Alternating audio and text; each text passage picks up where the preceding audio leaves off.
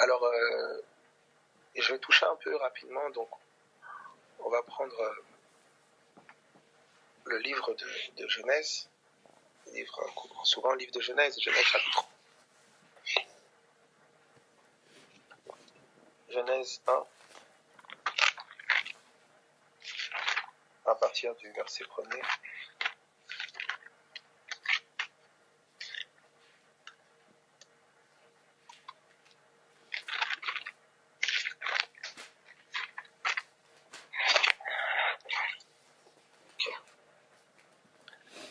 Alors, est-ce que tout le monde là, ça va pour,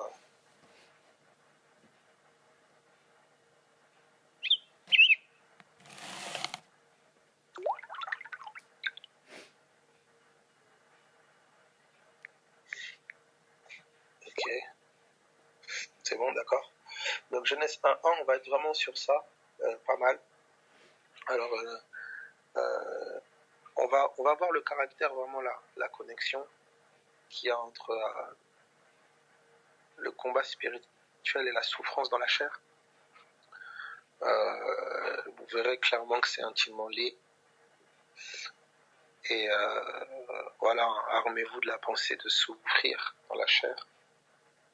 Car celui qui a souffert dans la chair en a fini avec le péché. Il y a une réalité d'une chair qui confronte la souffrance. Pas une souffrance, bien sûr, que Dieu inflige. Une souffrance que l'ennemi, bien sûr, inflige. Mais c'est... En fait, voilà, je vais l'expliquer vraiment pratique. Là où la chair meurt, en fait, il y a une vie de l'esprit qui est révélée. La mort agit en moi, la vie agit en moi. Il y a une réalité de la mort, il y a une réalité de la croix qui est pragmatique, qui est quotidienne. Une réalité de la vie de l'esprit qui s'incarne, qui prend davantage forme, ou je dirais plutôt qui se dévoile, parce qu'elle est déjà là, mais qui se dévoile. Et bref, je vais toucher un peu à ça. Alors, dans Genèse chapitre 1er, dès le commencement, Dieu crée les cieux et la terre. Donc ça, c'est vraiment très important de le noter. Dès le commencement, Dieu crée les cieux et la terre. Alors, quand on lit ça naturellement, donc vous avez des personnes qui diront, c'est les cieux et la terre comme on le voit, le ciel qui est au-dessus de ta tête, la terre comme sous tes pieds. C'est la première interprétation qui vient. C'est une des réalités. Ensuite, vous avez une autre interprétation qui vient, c'est la terre d'Israël. Et les cieux, c'est le côté, c'est le temple, Jérusalem, etc., la connexion avec le ciel, etc. Donc Eretz, terre d'Israël. Donc voilà, c'est un regard encore. Et vous avez l'âme et l'esprit, où je vais toucher aussi. Donc on va toucher beaucoup, on va toucher pas mal de choses, bien sûr avec l'écriture. Voilà, puis. Donc il y a quelque chose qu'il faut vraiment noter, qui est très très important, c'est que quand vous lisez l'écriture, elle se lit sur différents plans. D'accord ? Donc je vais donner l'exemple, par exemple, d'une lecture de l'écriture sur différents plans. Alors, vous prenez par exemple, on vous dit que Dieu crée les cieux et la terre était informe et vide. Il y avait des ténèbres à la surface de l'abîme, l'Esprit de Dieu se mouvait au-dessus des eaux. Dieu dit que la lumière soit, et la lumière fut. Dieu vit que la lumière était bonne, et Dieu sépara la lumière d'avec les ténèbres. Donc Dieu met une séparation entre la lumière et les ténèbres. Il appela la lumière jour, il appela les ténèbres nuit. Ainsi, il y a un soir, il y a un matin, etc., etc. Donc déjà, quand on lit, là c'est la Torah, en fait, c'est la révélation que Moïse a reçue. Et Moïse est prophète. Donc c'est vraiment important de comprendre que quand la parole de Dieu parle, elle parle sur plusieurs mondes, elle parle dans plusieurs réalités. C'est pour ça que vous verrez un moment Jésus qui vous dira « Les cieux et la terre passeront, mais ma parole ne passera pas ». Et j'aurai l'occasion d'expliquer que les cieux et la terre auxquels il faisait référence, c'était vraiment le monde, en fait, le monde un peu israélite, le système mosaïque. Je vais bien expliquer tout ça. Mais il faut que vous compreniez que quand Dieu parle, en fait, sa parole, elle est sur plusieurs plans. Parce que sa parole est une personne, sa parole c'est Christ. Alors, j'explique. D'abord ici, vous voyez que Dieu parle une lumière qui va briller au milieu des ténèbres. Et quand on arrive dans le livre de Jean, donc on arrive à Jean chapitre 1er, je vais le prendre, Jean chapitre 1er. Jean chapitre 1er à partir du verset 1er, Jean 1:1. Donc ça dit ceci. Au commencement était la parole était avec Dieu, et la parole était Dieu. Elle était au commencement avec Dieu. Toutes choses ont été faites par elle, et rien de ce qui a été fait n'a été fait sans elle. En elle était la vie, et la vie était la lumière des hommes. Maintenant, verset 5. La lumière luit dans les ténèbres, et les ténèbres ne l'ont point reçue. Donc déjà ici, quand on lit Moïse nous dit, au commencement Dieu crée les cieux et la terre était informe et vide, etc., etc. Et vous voyez, au commencement, vous verrez sans cesse Dieu dit, Dieu dit, Dieu dit, Dieu dit, Dieu dit. Maintenant, Jean ici nous dit, au commencement était la parole. La parole était avec Dieu, la parole était Dieu. On nous dit que cette parole a été faite chair, vous savez que c'est Christ. Et quand on va dans Colossiens 1, à partir du verset 16 par là, il dira que tout a été créé par lui et pour lui. Qui est Christ? Autrement dit, la parole. Donc dès le début déjà, Dieu dit, Dieu dit, Dieu dit, Dieu dit, Dieu dit. Et on arrive ici dans Genèse au commencement. On vous dit au commencement la parole. Et on vous dit qu'en elle était la vie, que la vie était la lumière. Que la lumière, elle a brillé au milieu des ténèbres, les ténèbres n'ont pas reçu. Quand on va dans Genèse, on dit Dieu dit que la lumière soit. Donc de la parole de Dieu, la lumière a jailli. En elle était la vie, et la vie était la lumière. Genèse 1, Dieu dit que la lumière soit. Donc de ce que Dieu a dit, la lumière a jailli. Et quand la lumière a jailli, il dit, il sépara la lumière d'avec les ténèbres. Mais quand je viens lire Jean ici, Jean nous dit, la lumière a lui dans les ténèbres. Elle a brillé au sein des ténèbres. Et les ténèbres ne l'ont pas reçue. Donc on comprend maintenant la séparation que Moïse voit. N'oubliez jamais, c'est très très important, quand Jésus vient dire Moïse a parlé de moi. Moïse a parlé de moi. Vous voyez? Et depuis le début, Moïse a parlé de Christ. Il a parlé du Messie. Mais il y a un voile sur les yeux de ceux qui font la lecture de l'Ancien Testament.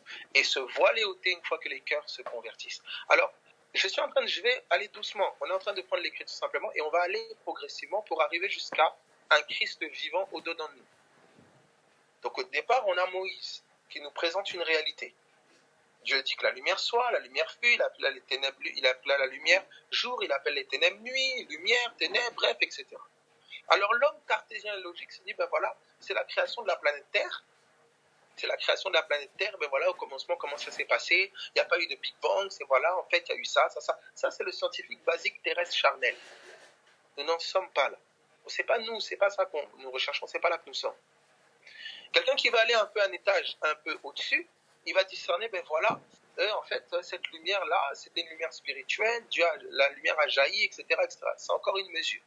Là, on le verrait dans tout l'Ancien Testament. À une autre mesure, on voit le Christ venu en chair.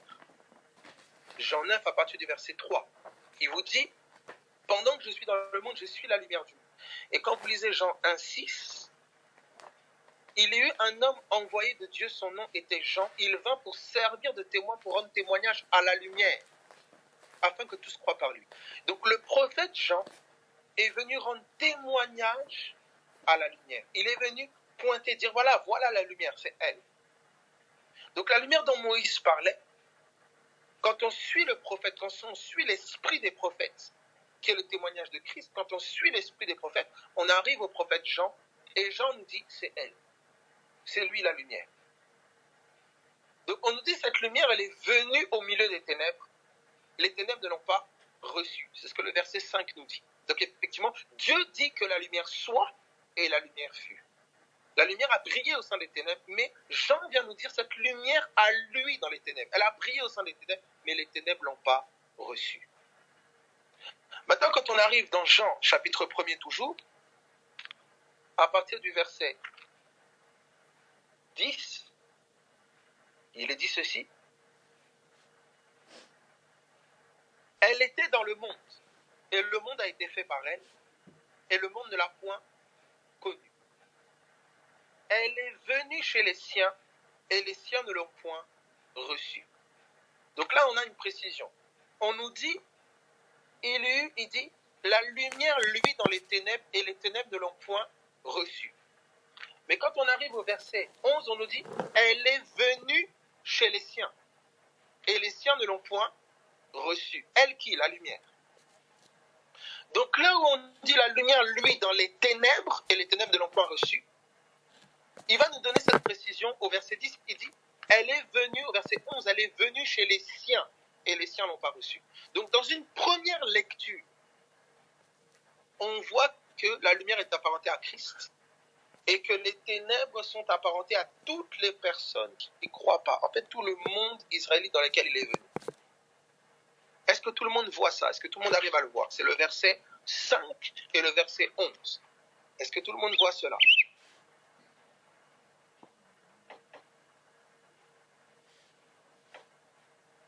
Donc la lumière a lui dans les ténèbres ne l'ont pas reçue. D'accord? Il dit d'une autre façon, il dit maintenant, elle est venue chez les siens et les siens ne l'ont pas reçue. Donc les siens, ténèbres, lumière, lui.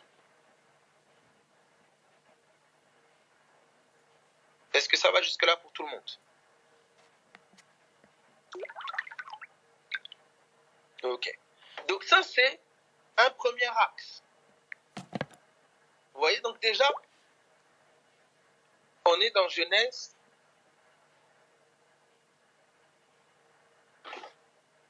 On est dans Genèse, mais vous voyez que dans Genèse, on est au début des évangiles. On est dans l'évangile de Jean, dès Genèse. Maintenant, regardez, on va plus loin, on pousse. Et là, on arrive dans 2 Corinthiens, chapitre 4. 2 Corinthiens, chapitre 4, à partir du verset 6. Regardez ce qui est dit. Car Dieu qui a dit, là vraiment j'aurais besoin, je bénis Dieu mes amis, bientôt l'application est déjà terminée par la grâce de Dieu. Donc vraiment pour les semaines à venir, par la grâce de Dieu, on finalise un peu les polices, les petits trucs un peu au niveau de l'ergonomie, mais au niveau voilà, on pourra bientôt l'utiliser par la grâce de Dieu, l'application comme avant. Et voilà, donc ce sera bien parce qu'il y aura une vidéo, donc il y aura la possibilité de tableau, de dessiner, etc. Parce que c'est vrai que là, ça aurait été intéressant de dessiner cela. Là, il est dit ceci. Dans 2 Corinthiens chapitre 4, maintenant à partir du verset 6, regardez ce qu'il dit. Car Dieu qui a dit, la lumière brillera du sein des ténèbres, a fait briller la lumière dans nos cœurs. Regardez. Genèse est la même parole. Dieu dit que la lumière soit, il a fait briller la lumière au sein des ténèbres et il a séparé la lumière d'avec les ténèbres. Maintenant, cette parole éternelle, elle vient incarner en chair au milieu des hommes. On dit la lumière est venue et les ténèbres ne l'ont pas reçue.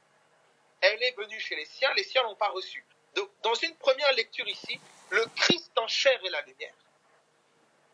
Et le monde dans lequel il est venu est ténèbres. Est-ce que jusque-là, tout le monde voit ça? Est-ce que ça va?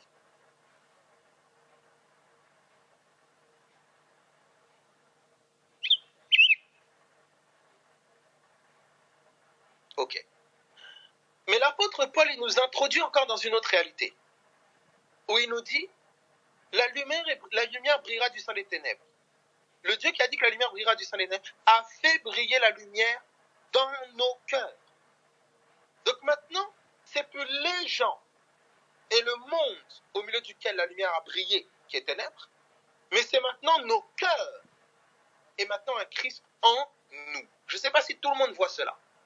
Au départ, on a une lumière qui est mystère. Moïse qui parle, il y a un voile. Quand Christ vient en chair, la lumière est révélée, elle est dévoilée, elle est incarnée, elle vient en chair, au milieu des ténèbres, au milieu des hommes.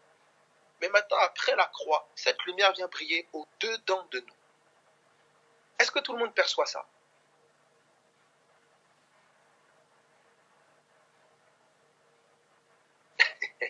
Ok. Bon. Ça, frère, il faut quand même lire ta Bible. Hein. Ça va trop vite. Ok. Là, vraiment, s'il y avait un tableau, ça aurait été vraiment intéressant. Alors, regardez. Je reprends. Au départ, on a une parole. Dieu dit que la lumière soit. La lumière fut. Dieu sépare la lumière d'avec les ténèbres. Il fait une séparation. Quand on va dans Jean 1, on dit que la lumière, elle est venue au milieu des ténèbres. Donc c'est le fameux Dieu dit que la lumière soit. Donc la lumière est venue au milieu des ténèbres et les ténèbres ne l'ont pas reçue. C'est pour ça qu'il y a eu séparation. Donc ce que Genèse 1 dit, c'est ce que Jean 1 dit.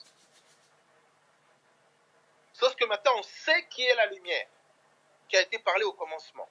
Dieu dit que la lumière soit et la lumière fut. Il a mis une séparation entre la lumière et les ténèbres parce qu'il vit que la lumière était bonne, donc les ténèbres le contraignent. Donc qu'est-ce qu'il fait? Il met une séparation entre la lumière et les ténèbres. Maintenant il continue, il dit maintenant dans Jean 1 que cette lumière-là, Jésus dit je suis la lumière. Donc maintenant on a la révélation de qui est la lumière et on dit qu'elle est venue briller au milieu des ténèbres, les siens, et que les siens ne l'ont pas reçu, les ténèbres ne l'ont pas reçu. C'est comme ça qu'on comprend que Moïse nous parle de cette séparation entre la lumière et les ténèbres. Et on vous dit que les ténèbres ne l'ont pas reçu parce que leurs œuvres étaient mauvaises. Donc la lumière était bonne, les ténèbres mauvaises. Est-ce que tout le monde voit Genèse 1 en parallèle avec Jean 1? D'accord? Ça, bon, pour ceux qui ne voient pas, il faudra réécouter et relire. Hein? Ne vous inquiétez pas, vous verrez. Maintenant, donc, dans un premier temps, regardez, la parole, elle parle dans une réalité où Jésus est la lumière et les siens, le monde, ténèbres. Donc la lumière est venue au milieu des siens, et le monde ne l'a pas reçu. Les siens ne l'ont pas reçu. Les ténèbres ne l'ont pas reçu. C'est une première lecture. Mais quand on va maintenant après la croix, qu'on lit Paul nous dit, le Dieu qui a dit que la lumière brillera au sein des ténèbres, donc il fait référence à Genèse, a fait briller la lumière dans nos cœurs. Donc maintenant, ce n'est plus la lumière homme qui vient au milieu des siens et au milieu du monde, mais c'est la lumière esprit, Christ le ressuscité, qui vient briller dans les ténèbres de nos cœurs. Vous voyez que c'est la même parole de Genèse appliquée dans deux réalités différentes. Écoute, si tu captes cette chose-là, on peut aller. Est-ce que quelqu'un voit cela? Vous comprenez? Donc, vous comprenez en quoi la parole est éternelle? En fait, c'est le monde qui prend fin. Mais la parole, elle, perdure. La réalité dans laquelle la lumière est venue briller quand Christ était en chair, le monde a été jugé. En fait, ça a été la fin, il y a eu la fin, le Jérusalem a été jugé. Les ténèbres au milieu desquelles Christ est venu briller, ça a été jugé. Mais les ténèbres de ton cœur ont besoin que maintenant Christ vienne briller dedans. Donc c'est un nouveau commencement. Au commencement, Dieu dit que la lumière soit. Ça correspond au moment où tu fais de Christ. Tu le reçois dans ton cœur, comme ta lumière. Ça veut dire que Genèse est aussi le commencement de ta vie avec Jésus. Est-ce que quelqu'un capte ça? Ça veut dire que, je vais vraiment progressif, hein? Vraiment, il faudra vraiment réécouter, relire ça. Ça veut dire que quand je lis Genèse, je lis aussi la réalité d'une création intérieure, de quelque chose qui se fait au-dedans.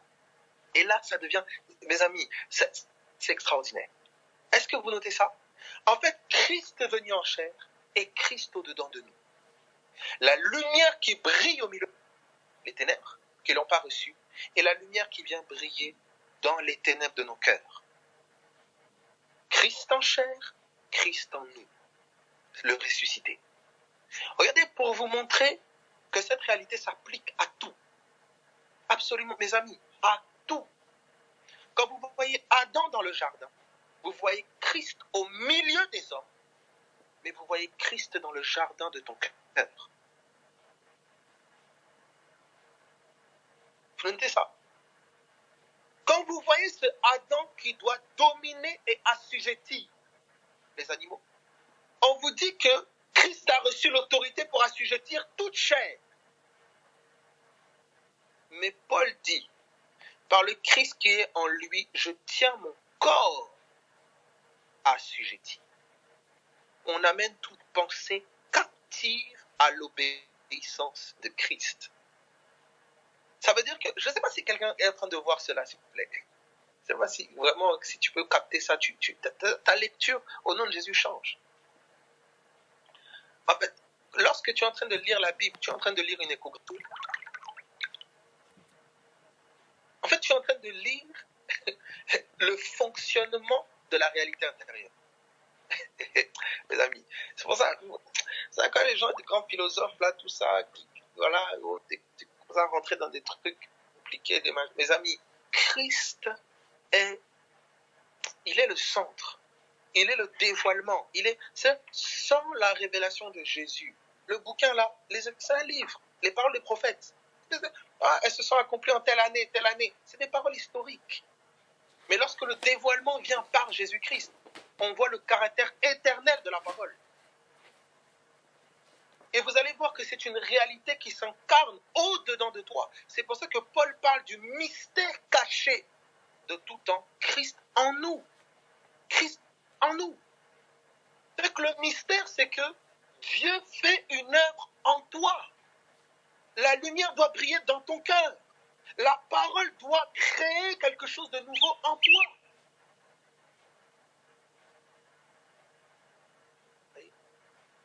C'est toute une... Amen, amen, frère. Oh, j'attends que ça, amen. Amen. C'est toute une... Comme un enfant qui fait ses premiers pas, c'est normal. Quand un bébé vient de naître, il voit papa, maman, tout ça, courir, sauter. Lui aussi veut courir, sauter. Et quand il se met debout, il tombe sur ses fesses. Ça ne veut pas dire qu'il ne marchera jamais. Ça veut tout simplement dire que ses jambes ne sont pas suffisamment affermies pour pouvoir marcher et être dans la même réalité que ses parents. C'est cela. Et la foi, la réalité de la foi. On marche par la foi et notre foi s'affermit au fur et à mesure que la parole est illuminée. Et ça nous demande une certaine consécration, un certain temps avec la parole. C'est la parole qui éclaire la parole. C'est l'Esprit de Dieu qui éclaire la parole. Et mes paroles sont esprit et vie. C'est-à-dire de révélation en révélation, de révélation en révélation. Exactement. Donc une rigueur. Et c'est ce qui est très, je sais pas, dès l'instant où on parle un peu de discipline, rigueur, disciple, il y a très vite quelque chose de l'ordre de la loi. Et les gens disent loi, c'est légaliste. Et les gens vont très vite dans ce genre de discours-là. Alors que faut comprendre que la loi, c'est pas le légalisme. Quand on parle de la loi, on parle de l'enseignement de Moïse. Les disciples de Jésus avaient une discipline.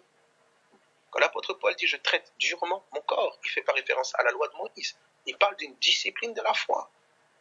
Il y a une réalité, mes amis. Applique-toi à la lecture. Paul dit à Timothée. Moi, je ne sais pas. Il y a un esprit très, très rebelle dans la société, dans l'ère ambiante, qui fait que toute forme de rigueur, un peu de discipline, ça vire à oui, c'est la loi, c'est la loi. Et on utilise la liberté qui est en Jésus-Christ comme un prétexte pour vivre selon la chair. Et bon, voilà. Donc, gloire à Dieu, pour ceux qui comprennent, la loi n'est pas... La loi, quand on parle de la loi, quand les gens disent loi légaliste, tout ça, etc., ça n'a rien à voir. C'est pas la loi dont il est fait mention dans la parole. On parle de l'enseignement de Moïse. C'est l'enseignement de Moïse, c'est la Torah. Et cette loi-là, en elle, il y a des choses, en fait, en elle, que tu ne dois pas retourner sous ça.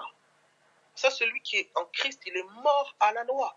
On est maintenant vivant à la loi de l'esprit de vie. C'est une autre loi, c'est un autre système de choses. Ancré, basé sur la foi, basé sur les promesses. C'est-à-dire, on ne fait pas les choses pour obtenir. On fait les choses parce que nous croyons que nous avons tout en lui. C'est différent, c'est une autre mentalité.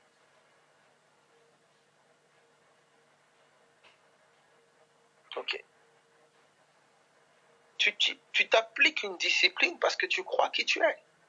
Tu t'appliques pas une discipline pour devenir quelqu'un. Tu t'appliques pas une discipline pour obtenir quelque chose. Il y a une discipline qui s'applique à toi parce que tu crois la parole. Tu crois qui tu es en lui. Tu crois ce qu'il y a en toi. Alors, ok, on va aller doucement. Alors, regardez, donc j'ai fait cela avec la lumière. Vous voyez, j'ai fait cela avec la lumière. Maintenant, je vais faire cela regardez, avec la résurrection. Regardez ceci. Quand on prend le psaume 2, le psaume 2e. On peut le prendre, psaume 2, psaume chapitre 2. Et je vais vous montrer que toutes les révélations de Christ, elles ont ce caractère de Christ en chair et le Christ en nous. Toutes. Là, je vais vous montrer le ressuscité. Ce ressuscité qui est ressuscité en chair, et il doit ressusciter en nous. Vous allez voir que la résurrection est une naissance. Et bien, ce Christ doit naître en nous. Vous allez voir cela. Regardez, c'est cela, ce Christ, cette nouvelle naissance. Regardez. Prenez avec moi le psaume 2. Le psaume 2. Alors, tous ceux qui s'arrêtent au Christ en chair, bien sûr, ils vont vous dépeindre les trucs historiques, tout ça, machin, nanana, tout ça, les prophéties, sur le plan historique, philosophique, bien sûr. Mais quand on touche au ressuscité, on touche à la réalité céleste. On n'est plus dans une réalité terrestre. On est dans la réalité du nouveau ciel et de la nouvelle terre. C'est autre chose. Et là, il faut un dévoilement. Regardez ceci. Psaume chapitre 2 à partir du verset 5. Psaume 2, 5. Psaume 2, 5. Donc je vais vraiment là, sur le plan théorique, et je vais aller de plus en plus pragmatique. Si le temps, bref. Si on peut arrêter le soleil comme Josué. Alors, psaume 2, à partir du verset...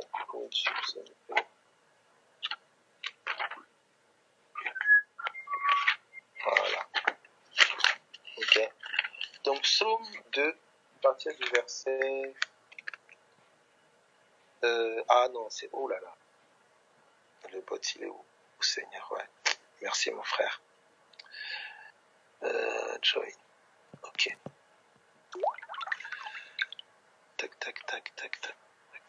Donc, du coup, ça va faire commencer en retard. Ok. Merci, frère. Alors, donc, dans le psaume 2 à partir du verset 5. Regardez ce qu'on nous dit. Pourquoi ce tumulte parmi les nations, ces vaines pensées parmi les peuples? Pourquoi les rois de la terre se soulèvent-ils et les princes se liguent-ils avec eux contre l'Éternel et contre son oint? C'est le psaume 2 à partir du verset 1er. Je vais commencer à partir du verset 1er. Pourquoi ce tumulte parmi les nations, ces vaines pensées parmi les peuples?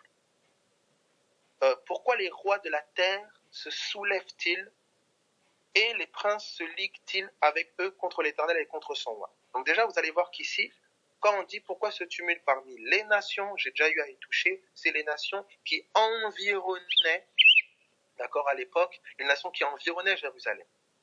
On dit, ces vaines pensées parmi les peuples, vous allez voir que ça fait référence au peuple d'Israël.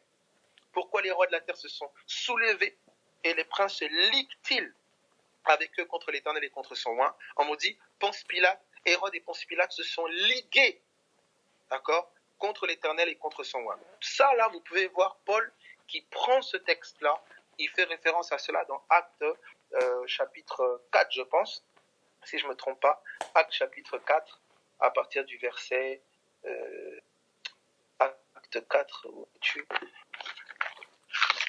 je donne, voilà, parce que je ne vais pas en reprendre. Donc, Actes, pour comprendre à quoi le psaume fait référence ici, c'est Actes chapitre 4 à partir du verset 23 au verset 28. D'accord? Donc, c'est Actes 4 du verset 23 au verset 28. Pour savoir à quoi Pierre fait référence ici. Maintenant, à quoi le psaume fait référence ici. Maintenant, regardez.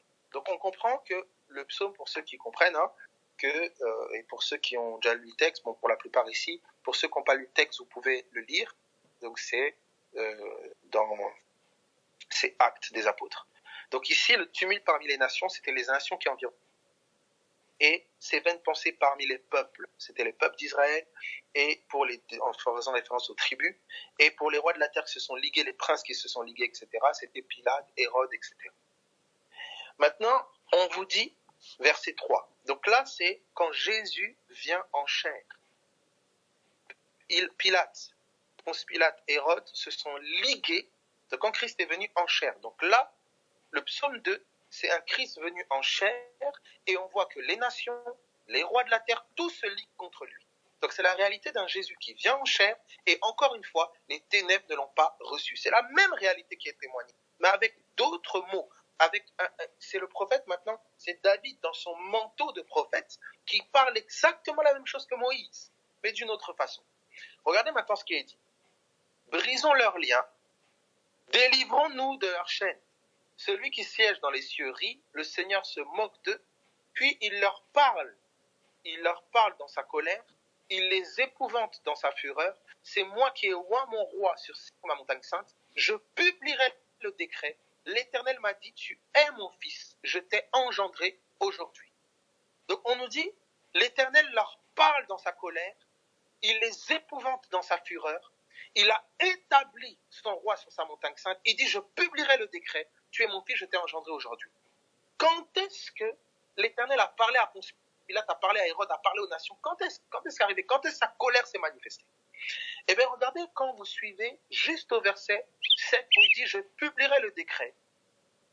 L'Éternel m'a dit, tu es mon fils, je t'ai engendré aujourd'hui. Donc, juste avant qu'il l'engendre. Eh bien, regardez maintenant acte 13. Acte 13. Donc, ça veut dire que, quand il dit le tumulte parmi les nations, les rois de la terre se sont ligués contre l'Éternel et contre son oint, mais son oint n'était pas encore né. Écoutez très attentivement s'il vous plaît, suivez bien l'ordre de la chose. Mais c'est bizarre, comment son oint n'était pas encore né? Mais regardez ce qu'on nous dit dans Acte 13. Acte 13, à partir du verset 32. Acte 13, à partir du verset 32.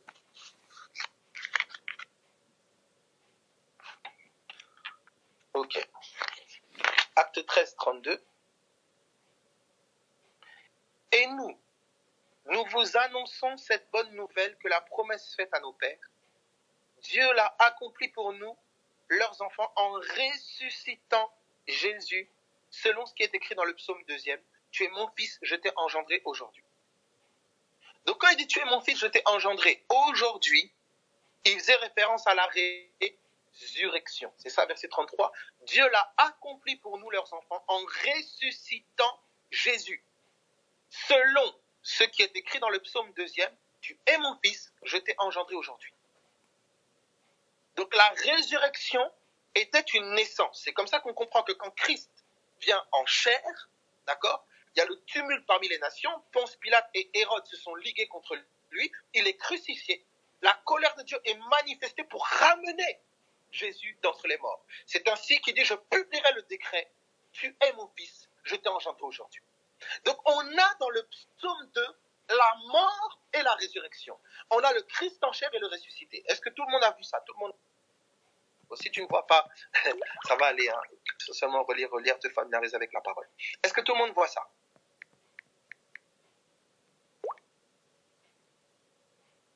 Voilà, exactement. Voilà, bien sûr. Christ venu en chair, c'est la transition. La venue déjà de Jésus, c'est déjà le début de la nouvelle alliance. Et la résurrection, c'est vraiment la nouvelle alliance devient effective. Et on verra encore plus tard la destruction du temple. Ou là, bref, voilà. Mais vous comprenez déjà, vous voyez le Christ en chair, le ressuscité. Mais regardez maintenant ce qui est dit. Regardez dans Romains. Donc vous comprenez que Christ qui sort du tombeau, c'est une naissance. Maintenant, regardez ce que Romains 8, 11 va nous dire. Prenez avec moi Romains 8, 11. Donc vous avez vu que je fais Ancien Testament, Évangile, Épître. Ancien Testament, Évangile, Épître. Regardez. Parce que l'Ancien Testament, c'est Christ mystère. L'Évangile, c'est Christ en chair. Et les Épîtres, c'est le ressuscité au-dedans. C'est cela. Regardez Romains 8, 11. Romains 8, 11. Romains 8, 11. Prenons ensemble. Regardez ce qui est dit. Donc vous vous souvenez de la lumière. Ancien Testament, Genèse, lumière. Évangile, la lumière est venue au milieu des ténèbres, les ténèbres n'ont pas reçu, c'est les siens. Épître, la lumière a brillé au-dedans de nous. Pareil, la résurrection, Ancien Testament, résurrection, voilée. La résurrection, il est ressuscité, les évangiles, il est ressuscité. Du tombeau, il sort. épître, regardez maintenant Romains 8, 11. Qu'est-ce qu'on nous dit? Donc vous voyez comment il y a un Christ mystère qui est progressivement venu en chair pour venir se former au-dedans de nous. C'est ça. Donc regardez ce qui est dit dans Romains. Romains maintenant, au chapitre 8, à partir du verset 11. Regardez ce qui est dit. Et si l'esprit de celui qui a ressuscité Jésus d'entre les morts habite en vous, celui qui a ressuscité Christ d'entre les morts rendra aussi la vie à vos corps mortels. Donc le même esprit qui a ramené Christ, l'esprit de celui qui a ramené Christ d'entre les morts, qui l'a ressuscité, on te dit que cet esprit va communiquer cette vie de résurrection à ton corps mortel. Ça veut dire que l'esprit a sorti Christ du tombeau. Il a sorti la vie de l'esprit du tombeau. Maintenant, il sort la vie de l'esprit du tombeau qui est ton corps. Est-ce que quelqu'un comprend quelque chose que je suis en train de dire là? Oh Jésus.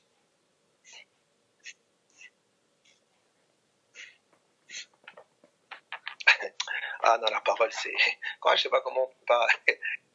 Ah Seigneur Dieu. Est-ce que vous notez ça? Ça veut dire, posez-vous maintenant la question. Oh Rekatabasaka. Regardez ça. Si le tombeau c'est l'équivalent, tu comprends maintenant qu'au niveau de la vie au-dedans de toi, c'est l'équivalent de ton corps. Qu'est-ce qu'on avait mis devant le tombeau? Des gardiens pour garder le tombeau. La pierre était fermée. Oh Seigneur Dieu.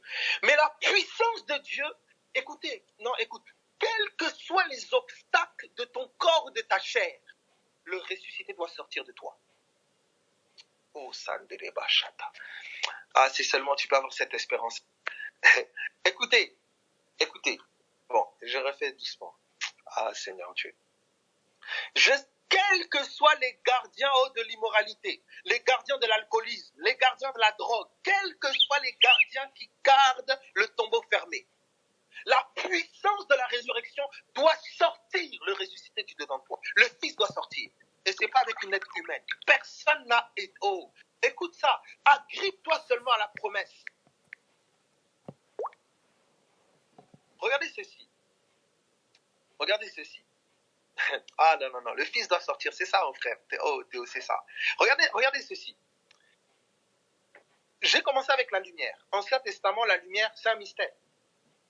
Pour ceux qui font la lecture de l'Ancien Testament, il y a un voile sur leurs yeux. Donc on a une lumière, mais c'est un mystère. Christ vient en chair, la lumière est révélée. Jean le prophète dit, voici la véritable lumière, c'est lui. Donc la lumière est révélée. Cette lumière, elle vient briller au milieu des siens, et les siens l'ont pas reçue. C'est Jésus dans les évangiles. Maintenant, cette même lumière, Paul nous dit, maintenant c'est les épîtres. Souvenez-vous, en fait c'est Ancien Testament, Évangile, donc l'avant-croix et l'après-croix. Donc, Ancien Testament, Christ est voilé, mystère. Évangile, il est dévoilé, mais avant la croix. Le Christ vient en chair. La parole est faite chair. Après la croix, c'est le ressuscité. C'est au-dedans de nous. Donc, vous avez vu ça avec la lumière. Christ en tant que lumière, Dieu dit que la lumière soit. La lumière brille au sein des ténèbres. C'est un mystère, puisque le soleil est créé le 4e jour. Donc c'est une lumière qui existe indépendamment du soleil. C'est un mystère. Le mystère, le voile est ôté quand Jésus vient en chair. Il dit, je suis la lumière du monde. Et le prophète Jean témoigne de lui, c'est lui la lumière. Ok, on comprend qui est la lumière. Maintenant, les ténèbres, il dit, il est venu au milieu des ténèbres, les ténèbres l'ont pas reçu. Donc c'est cette lumière, c'est ce Jésus qui est venu au milieu des siens. Et les siens ne l'ont pas reçu. C'est cette lumière qui vient briller au milieu des ténèbres. Première réalité. Autre réalité, maintenant, Paul vient nous dévoiler ça avec les épîtres. Il dit, il a reçu la charge d'annoncer la parole de Dieu, le mystère caché de tout temps, à savoir Christ en vous. Donc Paul maintenant ôte le voile sur le Christ au-dedans de nous. Il dit, le Dieu qui a dit que la lumière brillera au sein des ténèbres, il a fait briller la lumière au-dedans de nous, dans nos cœurs. Ok. Donc je vois une lumière qui était voilée, qui était un mystère depuis Genèse, qui est venue en chair au milieu des hommes. Elle a été rejetée. Et cette lumière vient maintenant briller en toi. Je prie que les pensées de ton cœur ne la rejettent pas. Maintenant, on est parti avec le ressuscité. On a vu dans l'Ancien Testament, tu es mon fils, je t'ai engendré aujourd'hui. C'est un mystère. Comment Dieu peut avoir un fils? C'est un mystère. Même nos amis, nos cousins musulmans diront que Dieu, leur Dieu créateur, etc., il n'engendre pas, il ne peut pas engendrer tout ça, voilà. Mais on nous parle d'un fils. C'est un mystère. Maintenant, quelqu'un arrive, on nous dit ceci. Il meurt, il vient en chair, il meurt, et Paul nous révèle que la résurrection de ce Jésus est une naissance, accomplissant la prophétie de Psaume 2. Donc l'apôtre Paul, par la révélation du Saint-Esprit, nous dévoile que la résurrection de Jésus est l'accomplissement de la parole du Psaume 2. Je t'ai engendré aujourd'hui. Donc la résurrection est une naissance. Mais Paul, maintenant, le même apôtre Paul, voilà pourquoi j'aime Paul. Oh, je prie quand je verrai ses frères. Merci Seigneur pour vraiment l'instrument qu'il a été, même tous les autres. Quand maintenant le même Saint-Esprit vient parler au travers de l'apôtre, il dit, écoutez, si l'esprit de celui qui a ressuscité Jésus d'entre les morts habite en vous, il va communiquer la même vie de résurrection qui a sorti Jésus du tombeau. La même vie maintenant est censée prendre forme en toi. Donc on a une résurrection annoncée depuis l'Ancien Testament qui est un mystère, qui prend forme dans le Nouveau Testament, Christ est ressuscité. Et une résurrection qui prend forme au-dedans de toi, la vie de l'esprit qui sort de la vie de ta chair, du tombeau, de ton corps mortel, de ton corps mortel. Les anges sont venus dire aux femmes, pourquoi cherchez-vous le vivant parmi les morts? Je dirais, pourquoi chercherais-tu Christ le vivant dans la chair, dans tes pensées humaines? Oh Seigneur, dans tes pensées charnelles, dans ta philosophie, dans ta sagesse humaine d'en bas. On ne peut pas chercher le vivant parmi les morts. Le vivant qui est au-dedans de nous, seul le ciel le révèle. Tu peux étudier de Genèse à Apocalypse, tu peux faire toutes les écoles, tu peux plonger dans les recoins les plus profonds de ta sagesse, de ton intellect, de ta connaissance. On ne cherche pas le vivant parmi les pensées des connaissances mortes et stériles. Il n'y a que le Saint-Esprit qui révèle le vivant. Il n'y a que le Saint-Esprit qui ressuscite Christ. Écoutez, les femmes ont rencontré Christ au tombeau. Les femmes ont rencontré Christ au tombeau. Mais les hommes, quand ils sont allés au même tombeau, ils n'ont pas rencontré Christ. Christ les a rencontrés ailleurs. Le Christ qui est ressuscité en toi, la façon dont il a été ressuscité en toi, ce n'est pas forcément la même façon dont il sera ressuscité dans ton frère, dans ta sœur, dans ton père, dans ta mère, dans les membres de ta famille. Attention. Est-ce que vous voyez le parallèle entre le tombeau et le corps mortel? Est-ce que vous voyez le parallèle entre le ressuscité et le Christ au-dedans de nous? C'est ça. Est-ce que tout le monde voit ça? Est-ce que ça va? Donc vous voyez qu'on a touché à la lumière, même procédé. On a touché au ressuscité, même procédé. Donc maintenant, imaginez-vous, si on touche au rocher, le rocher est en toi, le ressuscité est en toi, la lumière est en toi. En fait, quand tu regardes le Christ en chair, tu es en train de regarder le Christ en toi. Quand tu regardes ce qui a été annoncé de lui depuis l'Ancien Testament, tu es en train de regarder le Christ en toi. Voilà comment la parole devient un miroir, parce qu'il est en toi. Mais les forteresses, les pierres, oh, il a dit, non, écoutez, ôte la pierre. Ne t'ai-je pas dit que si tu crois, tu verras la gloire de Dieu? Lazare voulait sortir, mais il y avait la pierre devant. Il dit, ôtez la pierre. Christ veut s'incarner, il veut sortir. Mais nos raisonnements, nos mentalités, voilà pourquoi, écoutez, il dit, oh, les armes avec lesquelles nous combattons, elles sont puissantes pour renverser les forteresses. Il y a des forteresses qui veulent empêcher le ressuscité de s'incarner pleinement, de sortir pleinement. Au nom de Jésus-Christ de Nazareth, nous amenons toute pensée captive à l'obéissance de Christ. Quels que soient les gardiens qui sont placés devant le quelles que soient les luttes que tu as dans la chair, quels que soient les symptômes, quels que soient les géants, quels que soient les raisonnements, les logiques, les doctrines, quoi que ce soit qui soit forteresse dans ton âme, au nom de Jésus-Christ de Nazareth, le ressuscité, par l'esprit de celui qui a ressuscité Christ d'entre les morts habite en toi. Il va communiquer la vie à ton corps mortel. La pierre sera roulée. Le raisonnement, les symptômes, tout ce qui fait obstacle sera ôté au nom de Jésus. S'il te plaît, fais confiance à celui qui a parlé depuis l'origine. Il a dit que la lumière soit. Il a dit, tu es mon fils, je t'ai engendré aujourd'hui. N'as-tu pas lu dans Éphésiens qu'il est dit, nous sommes ressuscités ensemble? Ça veut dire que la naissance du ressuscité, c'était aussi ta naissance à toi. Dès l'instant où tu as cru, tu t'es identifié à ce que le ressuscité a vécu. En fait, ton être intérieur s'est identifié à ce que le ressuscité a vécu. Voilà ce qu'est le baptême.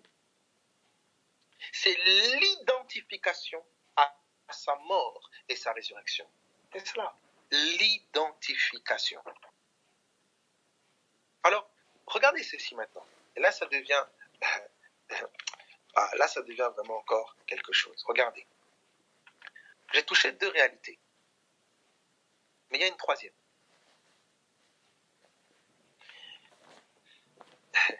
Il y a le Christ qui est mystère, Ancien Testament. Il est un mystère. On le voit à travers Josué, on le voit à travers Moïse, on le voit à travers Abraham, on le voit à travers Adam, on le voit à travers l'arbre de vie. On le voit, en fait, tout témoignait de lui. Mais c'est un mystère. Quand le Christ vient en chair, on voit l'arbre de vie qui est au milieu du jardin. Donc on voit Jésus, en fait, qui est au milieu des hommes. Ça, j'aurai l'occasion d'expliquer avec le livre de Juges, etc., comment les arbres étaient l'ombre d'hommes. Ça, j'expliquerai ça. On voit Adam au milieu des animaux. Allez dire à ce renard, le pain n'est pas pour les chiens. Race de vipères. On voit Adam au milieu des animaux. Christ venu en chair au milieu des hommes. Adam au milieu des animaux. On voit la lumière qui brille au sein des ténèbres. Je suis la lumière du monde. Pendant que je suis dans le monde, je suis la lumière du monde. Les ténèbres, il a brillé au milieu des ténèbres. Les ténèbres ne l'ont pas reçu. Donc en fait, regardez comment on était en train de lire Genèse. On lisait les évangiles dans Genèse. Maintenant, notez ceci. Ce même Jésus, qui est Adam au milieu des animaux, qui est la lumière au milieu des ténèbres, qui est l'arbre de vie au milieu du jardin, ce même Jésus, Christ en chair, vient habiter au-dedans de nous. Il est l'arbre de vie dans nos cœurs, dans le jardin de nos cœurs, où une multitude de pensées pullulent. Il est la dame qui vient dominer tout caractère sauvage de nos âmes, toute pensée animale, toute pensée charnelle de nos cœurs. Et toutes ces pensées doivent être amenées captives à l'obéissance de Christ, car il est le gardien du jardin de nos cœurs. Il est cette lumière qui vient briller au-dedans de nous, au sein des ténèbres de nos cœurs. Vous voyez? Maintenant, regardez encore ceci. Il y a une autre réalité. Toujours Christ. Vous voyez que le dénominateur commun de toutes ces réalités, c'est Christ. Toujours. Christ en chair, Christ en nous, mais Christ est aussi l'Église. Christ corporatif. Et là, vous êtes la lumière du monde. On a un Christ au milieu des nations. On a une Église arbre de vie au milieu du jardin des nations.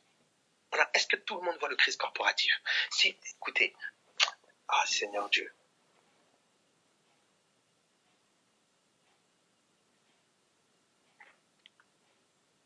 Est-ce que vous notez ça? Regardez dès l'instant où nous touchons à Jésus, dans quelle réalité merveilleuse nous entrons.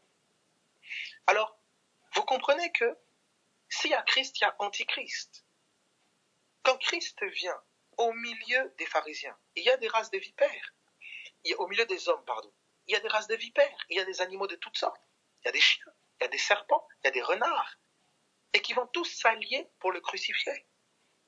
Mais l'Esprit de Dieu le ressuscite.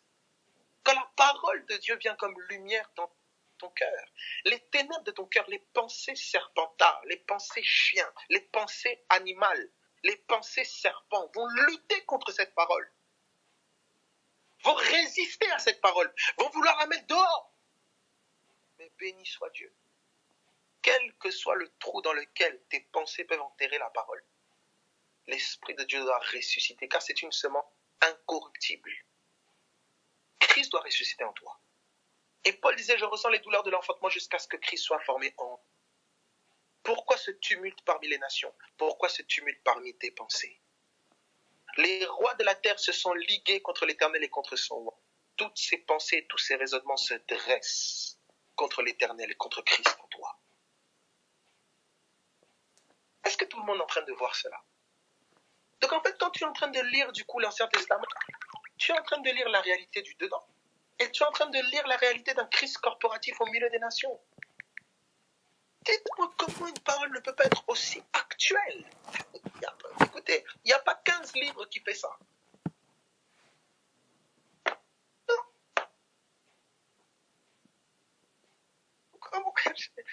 Alors, est-ce que tout le monde est en train de voir ça? Vous notez le Christ mystère, le Christ en nous, dans le Christ mystère, le Christ en chair, le Christ en nous, le Christ corporatif.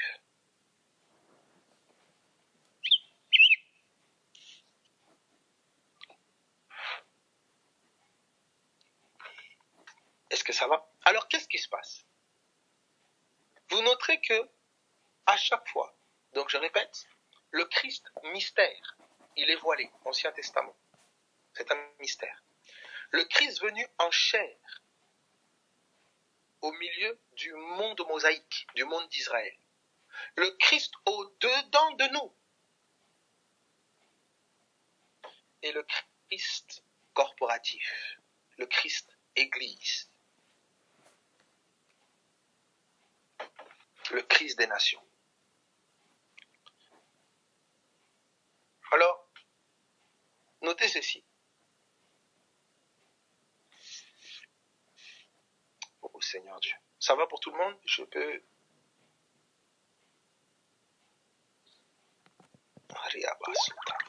Ok. Alors, notez ceci. Vous voyez? Dites-moi, comment on ne peut pas parler de Jésus? Comment? Alors, la plupart des gens qui vous parlent de la Bible, comme un bouquin, machin, historique, en fait, ils sont dans le Christ mystère, Ancien Testament. Ils ne voient pas du tout Jésus dans l'Ancien Testament, c'est complètement voilé. Ou ils sont en Christ chair, le Christ qui est venu pour les brebis perdues de la maison d'Israël. C'est généralement que là, les gens sont. Mais le ressuscité et le corporatif, il faut un dévoilement. C'est le Saint-Esprit qui rend tangible la réalité du ressuscité et du corporatif. L'Église, c'est pas une affaire d'aller adhérer à un système religieux, d'adhérer à un groupe de gens. Mais non.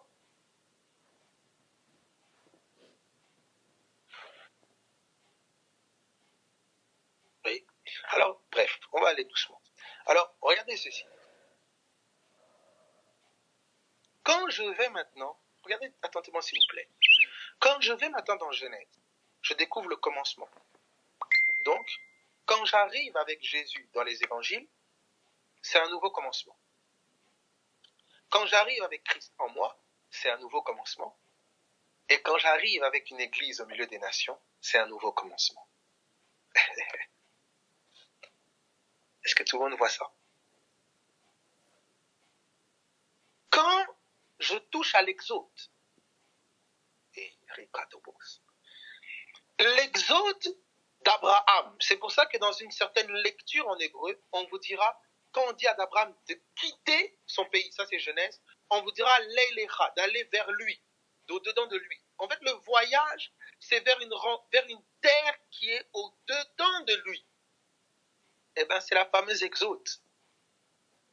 Quand vous lisez l'Exode, vraiment très attentivement s'il vous plaît, prenez avec moi Exode au chapitre 4.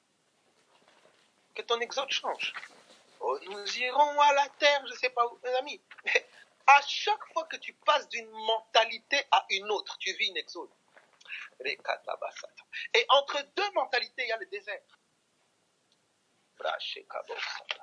Exode, chapitre 4. Regardez ceci. À chaque fois que tu passes d'une mentalité à une autre, tu passes de l'Égypte à Canaan. Exode, chapitre 4. Voilà pourquoi il y a beaucoup de personnes entrent dans le désert. Oui, j'en ai marre de la manne. C'est toujours Jésus. Jésus, on mange toujours la même chose tous les jours. C'est légaliste, c'est la loi. Gna, gna, gna. On a déjà vu ça dans le désert. Tous ceux qui se lamentent dans le désert, mes amis, généralement, c'est ceux qui affectionnent encore l'Égypte. Ils regrettent la viande d'Égypte. Ah oui, mais ils veulent conserver encore un peu d'Égypte.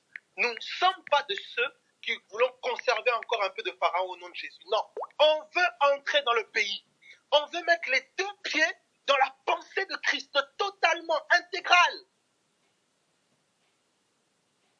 On a laissé l'Égypte dans les eaux. Vous comprenez? Vous allez comprendre pourquoi, comment Paul vous révèle que le baptême, que la traversée de l'eau, c'était apparenté au baptême d'eau.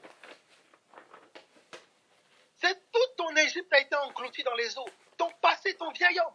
Mais pendant tout le désert, il y avait un désir de retourner en Égypte, de retourner dans l'ancienne façon de faire.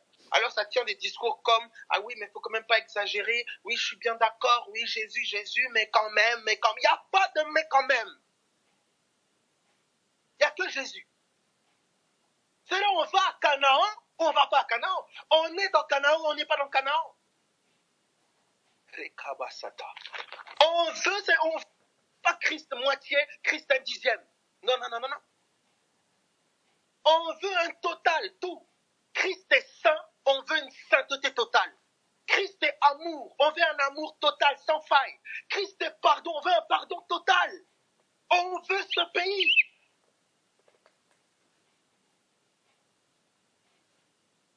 Oh non, on a la viande, on mange de la manne tous les jours, on mange de la manne tous les jours. Et c'est ça, c'est la même chose. On mange de la manne tous les jours, la manne tous Jésus, Jésus tous les jours, Jésus, Jésus. Oui, oui, nous on veut la manne.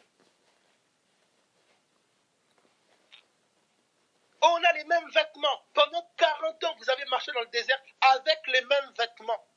Gloire à Dieu, on veut garder le même vêtement de justice. On ne veut pas un autre vêtement bizarre, tout ça, un vêtement pour faire un peu esthétique, pour plaire aux gens. Non, on veut la justice d'en haut. Que celui qui a des oreilles entende et comprenne seulement. Exode chapitre 4, à partir du verset 22. Ne laissez personne vous faire retourner en Égypte. Ne laissez personne te faire entretenir et garder en toi les pensées d'Égypte. Les pensées d'Égypte, c'est les pensées. Quitte ton pays, ta patrie, la maison de ton père.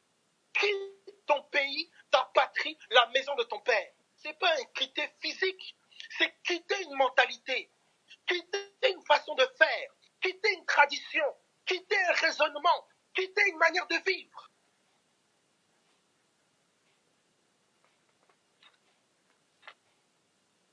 Chez moi, c'était des alcooliques.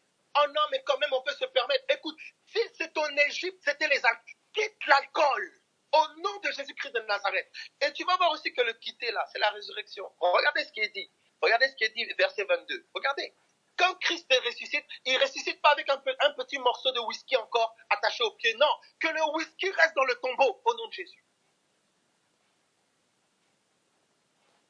Si dans ton Égypte, c'était la violence, la haine, que la violence, la haine reste dans les eaux, que ça reste dans le tombeau.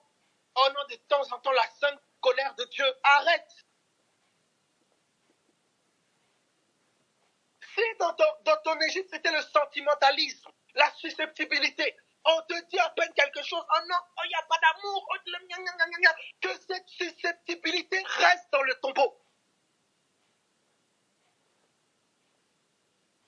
N'accepte pas de tolérer en toi ce que Christ ne tolère pas.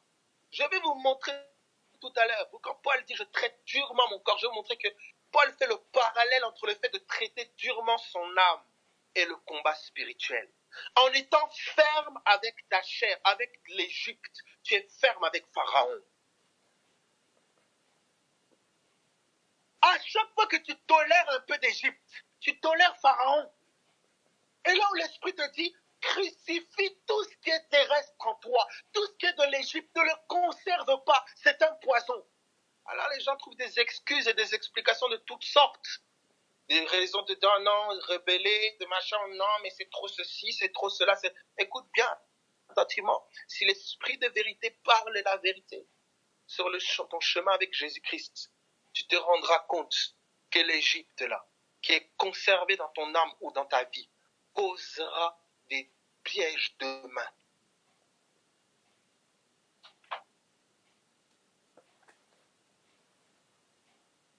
Regardez ceci.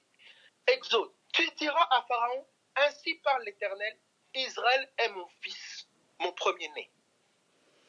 Vous voyez, il parle d'Israël comme son fils. Et regardez ce qu'il dit. Je te dis, laisse aller mon fils pour qu'il me serve.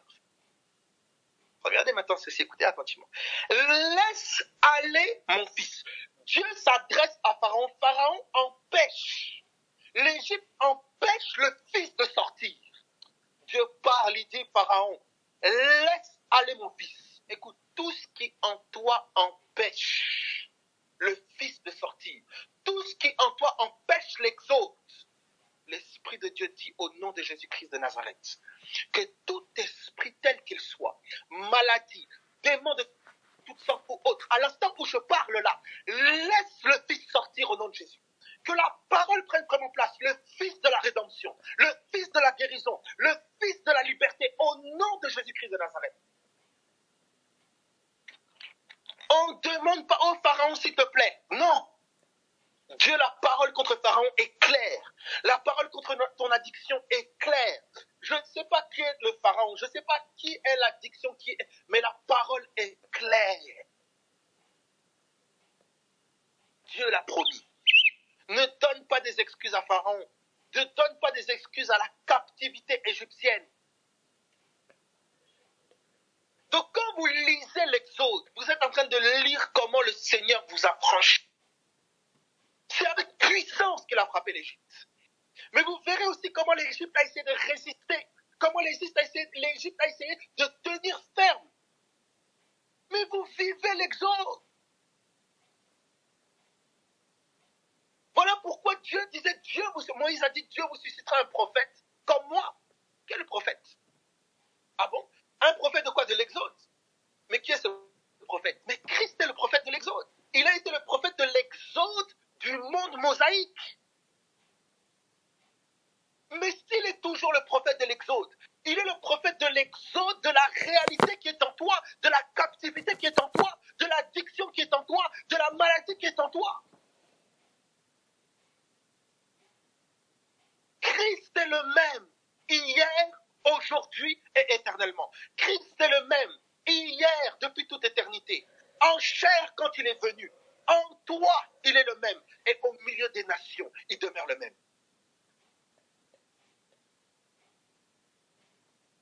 Alors, regardez ceci ici. Donc tu vois que comment tu es en train de lire Exode, mais c'est l'actualité. Oh, l'Exode est un livre de l'Égypte est une nation qui devait ôte le voile. Regardez ici. Il dit, ainsi par l'Éternel, Israël est mon fils, mon premier-né. Je te dis, laisse aller mon fils pour qu'il me serve. Laisse aller mon fils pour qu'il me serve. Dieu que je sers en mon esprit. C'est l'esprit qui sert. À mesure que l'esprit s'incarne, le service est accompli.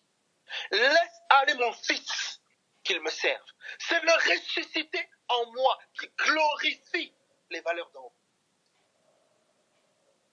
Je ne peux pas, moi, parmi aucun homme, aucun être humain. Dieu n'est pas servi par des mains humaines, comme s'il avait besoin de quoi que ce soit. C'est le Fils en moi, c'est le ressuscité en moi qui est l'intercesseur. C'est le ressuscité en moi qui est le serviteur. C'est le ressuscité en moi qui est le Fils. C'est le ressuscité en moi qui est la lumière. C'est lui qui est tout.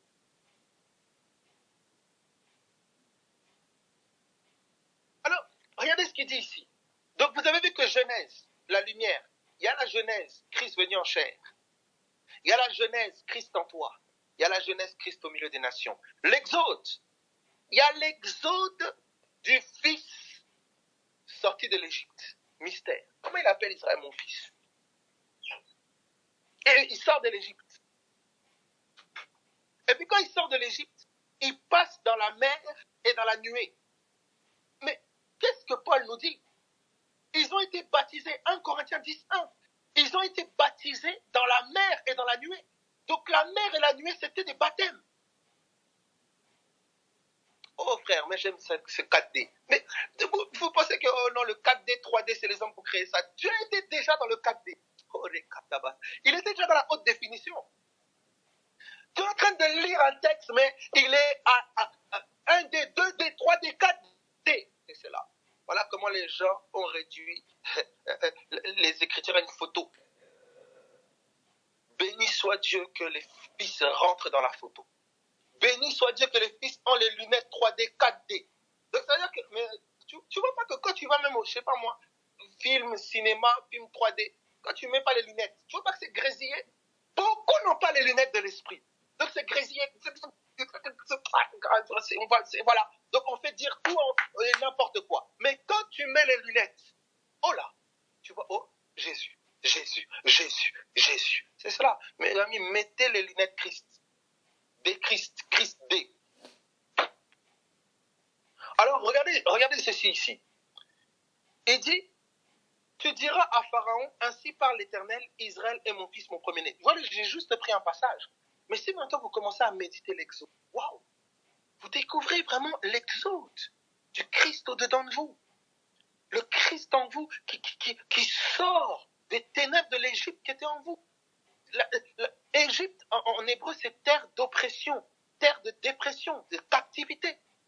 Donc tout ce qui est en toi t'étouffe, te rend captif. Ça peut être démon, maladie, addiction ou autre. Il y a une promesse. Il y a une promesse d'un fils qui doit sortir, qui doit être formé en toi. Tu as l'espérance. Quel que soit le temps de la captivité, il y a une promesse. Dieu a parlé. Alors, regardez ce qu'il dit. Il dit, laisse aller mon fils. Donc déjà, il y a l'exode mystère. Ancien Testament, on dit, quel fils tu parles? Quoi? C'est quoi? Où ça? Oh, Israël, ok. Ensuite, il y a l'exode de ce Christ en chair qui sort le peuple de la mentalité de l'ancienne alliance, le monde mosaïque. Il y a ce Christ maintenant qui, dedans de toi, sort. Il te sort de l'Égypte de ta mentalité charnelle. Il te sort de l'Égypte des traditions de tes pères. Il nous a rachetés de la vaine manière de vivre héritée de nos pères. On sort de là. Et il y a bien sûr l'Église. Oh, les katabasata. Une Église qui sort du milieu des nations. Ecclésia, appelée hors d'eux. Une nation qui sort du milieu des nations. Une nation que Dieu se fait. Qui n'a un seul fondement, un seul président, un seul socle. Christ. Regardez toujours, vous voyez un peu, 4D. Tiens, je peux même dire 4D parce qu'il y a peut-être 5, 6, 7, je vais me limiter seulement à Christ D. Est-ce qu'on a connu le mystère de Christ? Est-ce qu'on a connu le mystère du ressuscité? Est-ce que ça ressemble au petit Jésus de la crèche? Il est le mystère le plus grand que l'univers ait jamais connu. Le plus grand. Le mystère caché de tout temps et à toutes les générations. Annoncé depuis les temps anciens. Attendu de tous les cœurs et de toute l'humanité. Mais voilé et caché si celui-ci n'est pas révélé, dévoilé. Au cœur qui cherche ça. Dès le premier jour où tu as cherché à comprendre, pas seulement à comprendre, ce serait orgueilleux, mais que tu t'es humilié. C'est-à-dire que tu as reconnu que tu étais incapable de comprendre par toi-même. La parole est venue. Mes amis, ah oui, là c'est terrible, c'est terrible. Confusion, c'est terrible. Alors regardez ici. Okay. Donc vous avez vu l'Exode. Donc vous avez vu toujours le même témoignage. On a Genèse, on est allé avec la lumière. On a Genèse, on est allé avec, le psaume, on est allé avec la résurrection. On a l'Exode, on est allé avec la sortie d'Égypte. Vous voyez? Je peux vous prendre la pierre vivante, la pierre angulaire. Vous montrer qu'il y a la pierre de Jérusalem, le temple de Jérusalem, bâti par Salomon. Il y a le temple Christ, quand il vient en chair, il dit détruisez ce temple, je le rebâtirai en 3 jours. Il voulait parler de son corps. Le Christ en chair était un temple. Il y a le ressuscité. Vous êtes le temple de Dieu. Notre corps, son demeure, son temple. Et il y a l'Église. Édifiez-vous comme des pierres vivantes pour former une maison spirituelle. Pareil. Est-ce que tout le monde voit le Christ D? Tout le monde voit. C'est vrai, quand tu es en train de lire, tu lis Christ en chair, tu lis Christ en toi, tu lis Christ au milieu des nations. En fait, tu es en train écoute, oh non. La parole inspirée, mais touche à toutes les réalités.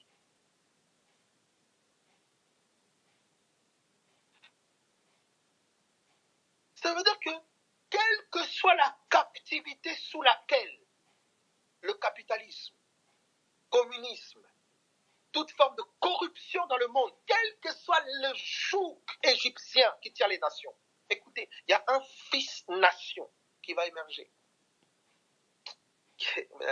Il sera vu et contemplé. Écoutez,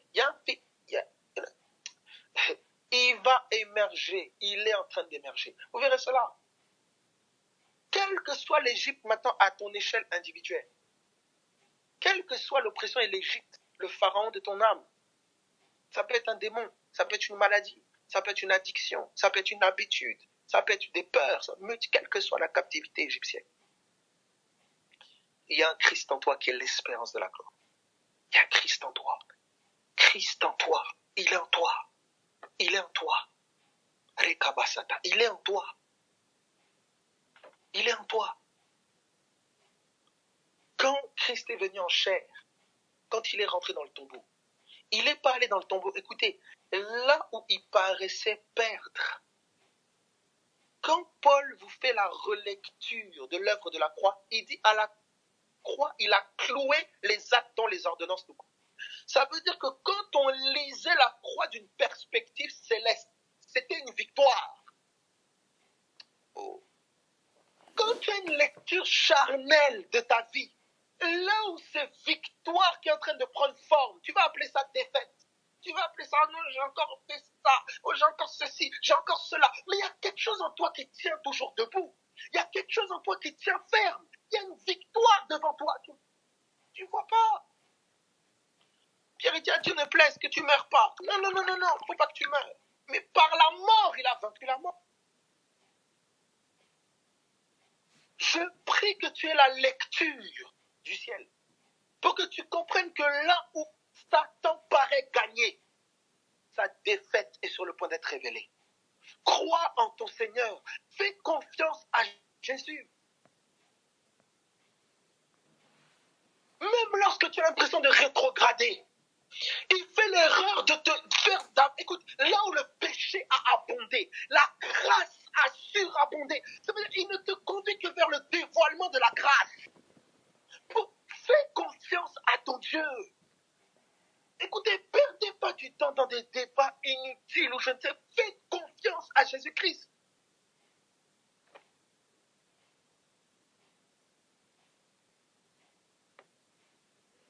Mes amis, faites confiance à Jésus-Christ. Pourquoi? Parce que la confiance de ce Christ qui est en toi est en train aussi de dévoiler le Christ corporatif que les nations attendent. Écoutez, ce n'est pas un homme qui peut aller sauver les nations. Il faut aller. Et on pense qu'une onction individuelle. Oh, je suis l'homme, Dieu m'a appelé, j'ai une onction spéciale. Mes amis, l'onction mondiale pour les nations, c'est une onction corporative. C'est le Christ corps. Je ne peux pas aller sans toi. Tu ne peux pas aller sans moi. C'est le Christ corps. Or, le Christ corps est dévoilé à la mesure que le Christ cœur prend forme.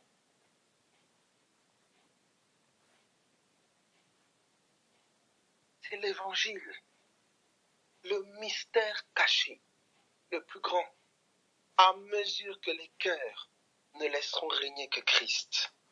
Alors le corps de Christ sera vu. Et c'est ce qui est en train d'arriver. C'est cela. Des petits Christ pour un grand Christ. C'est exact, c'est cela. Alors de manière pragmatique, je terminerai. Oh, il est 23h, Seigneur Dieu.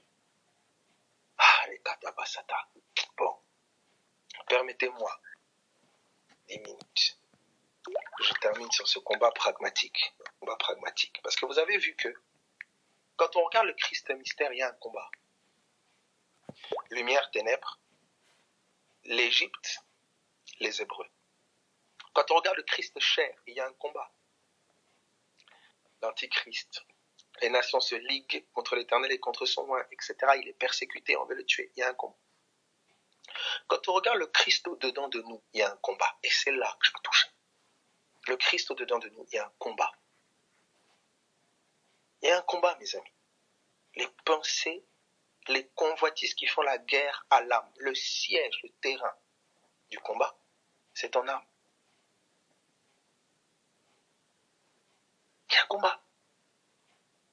Ça veut dire que tu ne peux pas avoir accepté Christ sans comprendre que celui qui est en toi, il est chef des armées. Tu ne peux pas. C'est une pensée qui est persécutrice, abus. Tu vois, non, oh Seigneur, ça, tu m'as abandonné. Non, écoute, tu es un guerrier. Tu es un soldat. Tu es une soldate. Je sais pas moi. Tu es une guerrière. La guerre, c'est méchant. L'ennemi en face, il est cruel. Il est méchant. Il est sans pitié. Il va t'attaquer quand tu es faible. Il va venir la nuit, le jour. Tu dors pas, il s'en... C'est la guerre. Il est têtu. Il harcèle. Il rôde. Il est vicieux. Mais béni soit Dieu en Jésus-Christ. Parce que tu es dangereux en Christ. Tu es dangereux. S'il fait l'erreur de te garder éveillé, il lève une intercesseuse. S'il fait l'erreur de te garder, je ne sais pas, écoute.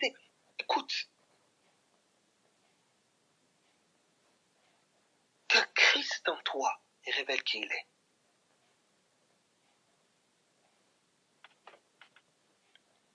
Vous voyez, cette guerre-là, regardez maintenant ce qui est dit. Vous vous souvenez d'abord de 2 Corinthiens. Prenez avec moi 2 Corinthiens. 2 Corinthiens. Prenez avec moi Éphésiens, s'il vous plaît, 5. Regardez encore un aspect du combat. Éphésiens. Et vous voyez, c'est parce que là, très pragmatique. Vous voyez qu'on arrive à un Christ qui est mystère, qui est fait chair, toujours extérieur, mais progressivement on arrive à un Christ au-dedans de nous. C'est le mystère de l'apôtre Paul, Saint-Esprit. On arrive à un Christ en nous, une exode du dedans de nous, une genèse au-dedans de nous. En fait, c'est vraiment la pensée de Dieu qui fight avec toute autre pensée au-dedans de nous qui n'est pas la pensée de Christ. La parole de Dieu qui fight avec toute autre parole au-dedans de nous qui n'est pas la parole de Christ.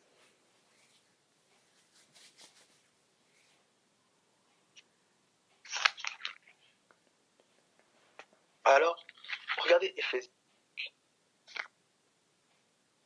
Vous voyez que bien sûr, quand vous touchez, vous comprenez ça. Donc quand vous touchez tertiel, on entre dans une réalité magnifique. Parce que on touche à un tertiel avec le Christ voilé de réalité. On touche encore à un tertiel quand Christ vient en chair. Il dit, je suis venu d'en haut, je suis venu du ciel. On touche à un tertiel quand le trône de Dieu est dans ton cœur. Moi et mon Père, nous ferons notre demeure chez lui, en toi. C'est-à-dire, il y a un ciel au-dedans de toi. En fait, vous allez voir que je touche à l'esprit et à l'âme. Que ta volonté soit faite sur la terre comme au ciel. Que ta volonté soit incarnée dans l'âme comme elle l'est dans l'esprit. On va aller doucement. Regardez ceci. Que ton règne vienne. Que le règne de l'esprit s'établisse dans mon âme. Éphésiens 4, regardez ceci. Éphésiens chapitre 5. Éphésiens chapitre 6, pardon. Éphésiens chapitre 6, à partir du verset 11. Éphésiens 6, 11. Vous voyez, pour ce cas, vous pouvez procéder avec un tableau, je ne sais pas, c'est pour ça vraiment je rends grâce à Dieu quand il y aura la possibilité de ces 4. Ouais. Donc vous voyez le Christ mystère Ancien Testament. Le Christ venu en chair. Le Christ au-dedans de nous. Le Christ corporatif. Vous voyez, il y a vraiment une mission, il y a un schéma. C'est quand vous touchez à l'un des Christ, en fait c'est le même. Hier, aujourd'hui, c'est le même. Mais il est passé d'un mystère caché à un mystère révélé au-dedans de nous et au milieu des hommes. Donc en fait, votre lecture de tous les mondes doit être christocentrique. Il est le dévoilement de toutes les réalités. C'est par lui et en lui que tout est compris. Hors de lui, vous ferez des théories, vous philosopherez. C'est une sagesse qui n'est sagesse terrestre d'en bas. Si avec leur sagesse, ils avaient connu le Seigneur de gloire, là on parle Christ en chair, Si avec leur sagesse, ils avaient connu Dieu, ils n'auraient pas crucifié le Christ, parce qu'il était la sagesse. Si vraiment tu avais connu Dieu, tes philosophies et tes raisonnements ne mépriseraient pas la parole de Dieu. Un homme véritablement sage honore la parole de Dieu. Mes amis, nous crucifions souvent la parole au-dedans de nous. On la méprise. Et souvent, on regarde, quand Christ est venu en chair, on dit comment ils ont pu faire ça. On regarde la passion du Christ, on pleure. Mais Jacques pose la question, mais ne sentez-vous pas, sentez votre misère. Va pas pleurer sur la passion du Christ seulement d'il y a 2000 ans. Pleure sur la passion du Christ d'aujourd'hui. Parce que le même Christ passionné, c'est le même Christ qui est en toi.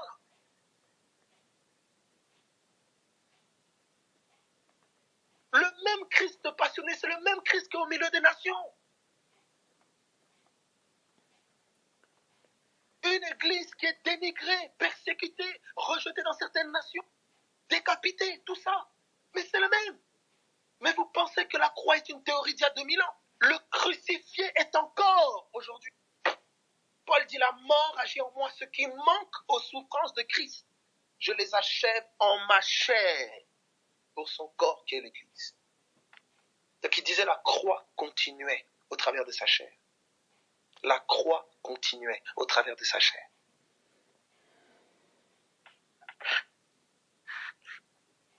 On peut parler de résurrection sans mort. Sinon, on ne parle pas de papillons sans chenilles. Alors, regardez ce qu'il dit. Il dit ceci. Revêtez-vous de toutes les armes de Dieu afin de pouvoir tenir ferme contre les ruses du diable. Vous voyez, quand il parle du combat, là c'est difficile, là il parle de c'est Christ en nous. Vous voyez? Il dit, car nous n'avons pas à lutter contre la chair et le sang, mais contre les dominations, contre les autorités, contre les princes de ce monde de ténèbres, contre les esprits méchants dans les lieux célestes. C'est pourquoi il dit, c'est pourquoi prenez toutes les armes de Dieu, afin de pouvoir résister dans les mauvais jours. Il commence à te parler comme un soldat. Donc il te dit déjà, tu es dans une guerre, tu es dans un combat. Et tu luttes contre des dominations, des autorités, des principautés. Mais comment? C'est quoi ces trucs-là? Mais béni soit Dieu pour le Saint-Esprit qui va nous préciser les choses dans le livre de Corinthiens. Regardez le livre de Corinthiens.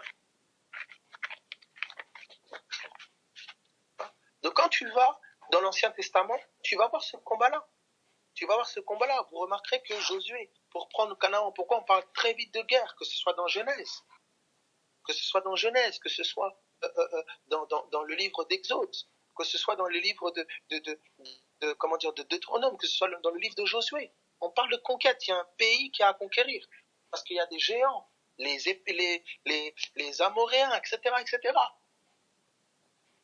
Tout ce combat-là que tu étais en train de voir, mais un mystère, il était voilé. C'était dans une réalité. Maintenant, Christ vient. Il vient aussi en tant qu'un Josué. Et d'ici Josué, vous avez donné le vrai repos. Avez donné au peuple le vrai repos. Dieu ne parlerait pas d'un nouveau repos. Ça veut dire que Josué n'a pas fait entrer le peuple dans le repos véritable. C'était l'ombre du repos. Le vrai repos, c'est Christ, le Josué, le Yoshua, le Sauveur, qui fait entrer dans le vrai repos. Et c'est le repos de nos âmes. Voyez? Alors, regardez ce qui est dit, regardez ce qui est dit dans 2 Corinthiens, dans 2 Corinthiens, 2 Corinthiens, chapitre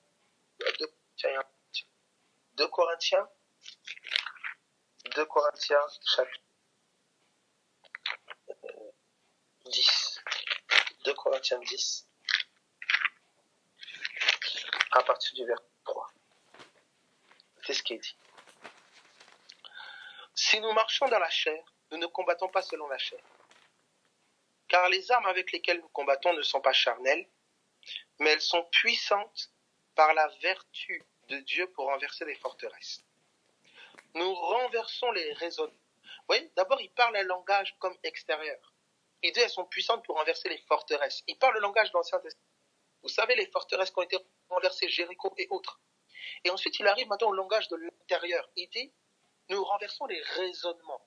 Donc il apparente les forteresses d'autrefois aux raisonnements qui sont au-dedans de toi. Est-ce que tout le monde voit ça?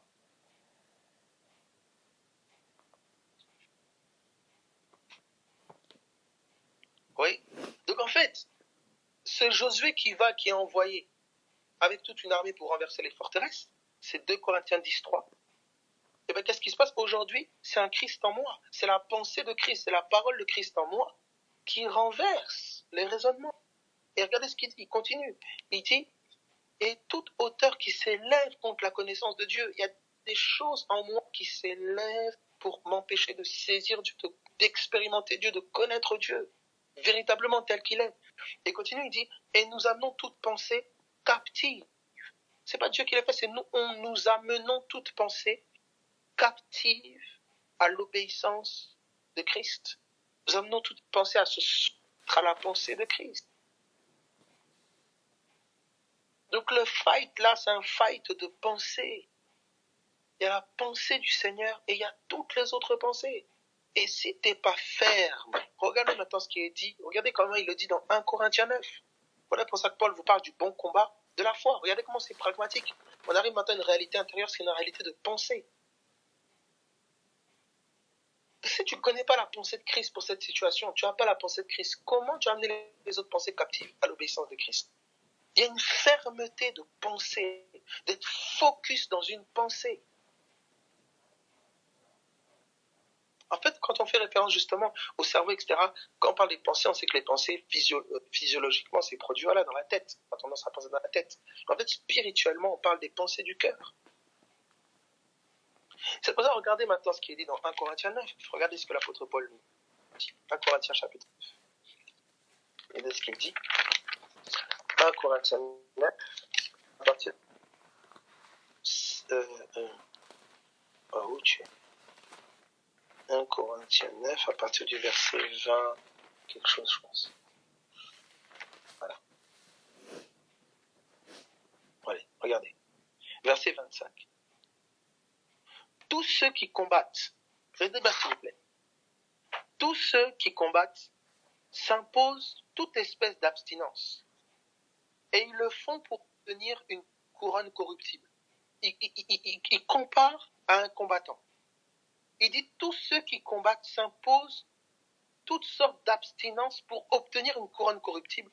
Mais nous, faisons-le pour une couronne incorruptible. Il nous appelle à nous abstenir de certaines choses, comme un combattant. Et regardez la suite, regardez ce qu'il dit.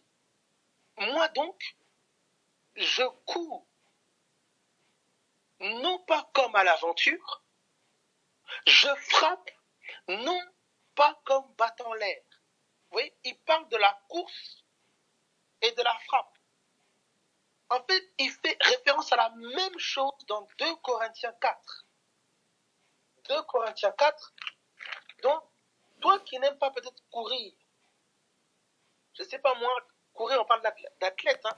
Vous avez les jeux à l'époque, etc. Il y avait des courses, et on misait tout ça. Et il y avait des combats aussi, des combats dans les arènes.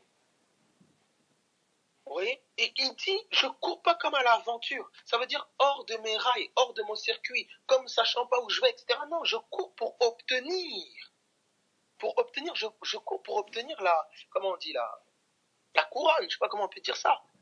La médaille d'or, de préférence.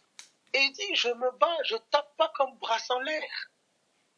Comme tapant dans l'air, oui, je mets des coups de poing dans le vent et tout ça. Non. Je tape pour tuer mon adversaire. Regardez maintenant ce qu'il dit. À quoi tu fais référence, Paul? Est-ce qu'on se dit, mais les chrétiens, ils sont violents? Mais non, regardez, à quelle violence on fait référence?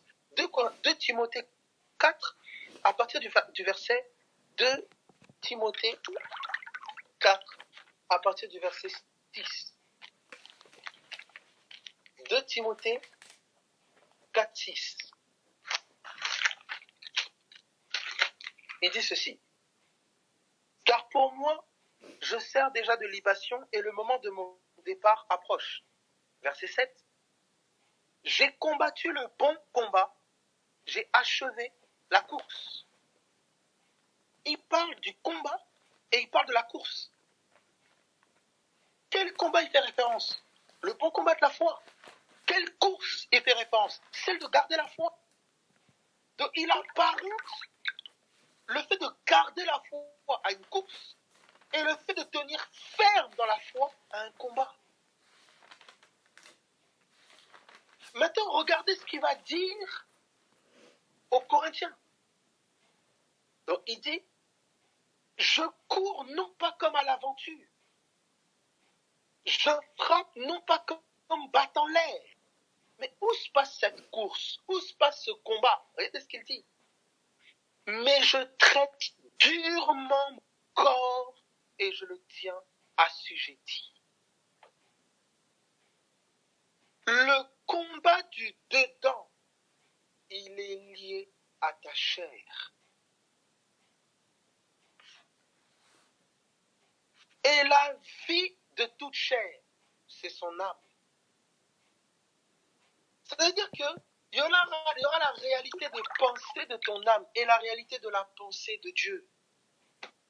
C'est le fight auquel tu vas toujours faire face au dedans de toi. La pensée du Seigneur et la pensée de ton âme, la pensée de ta chair. Alors, vous direz, oui, mais la chair, elle a déjà été crucifiée. Mais oui, amen, dans la réalité de Dieu, dans la parole de Dieu, la promesse. C'est pour ça que le combat que tu mènes, ce n'est pas un combat pour crucifier ta chair. C'est le bon combat de la foi dans le fait qu'elle est crucifiée. Le bon combat dans la foi dans le fait que c'est fini. Et Satan va te faire croire le contraire. Il va te faire croire que tu n'es pas guéri, tu n'es pas délivré, tu n'es pas crucifié, tu n'es pas une nouvelle création. En fait, c'est ce fight-là qui a lieu dedans. Alors, qu'est-ce que le Seigneur nous dit? Et c'est pour ça que vous allez voir que où intervient aussi le jeûne. Vous remarquerez que quand on dit la vie de toute chair, c'est son âme. C'est Lévitique 17. La vie de toute chair, c'est son âme. Et vous remarquez ceci, que lorsque, Lévitique 17, verset 11, Lévitique 17, 14, la vie de toute chair, c'est son âme. La vie de la chair est dans le sang. La vie de toute chair, c'est son âme.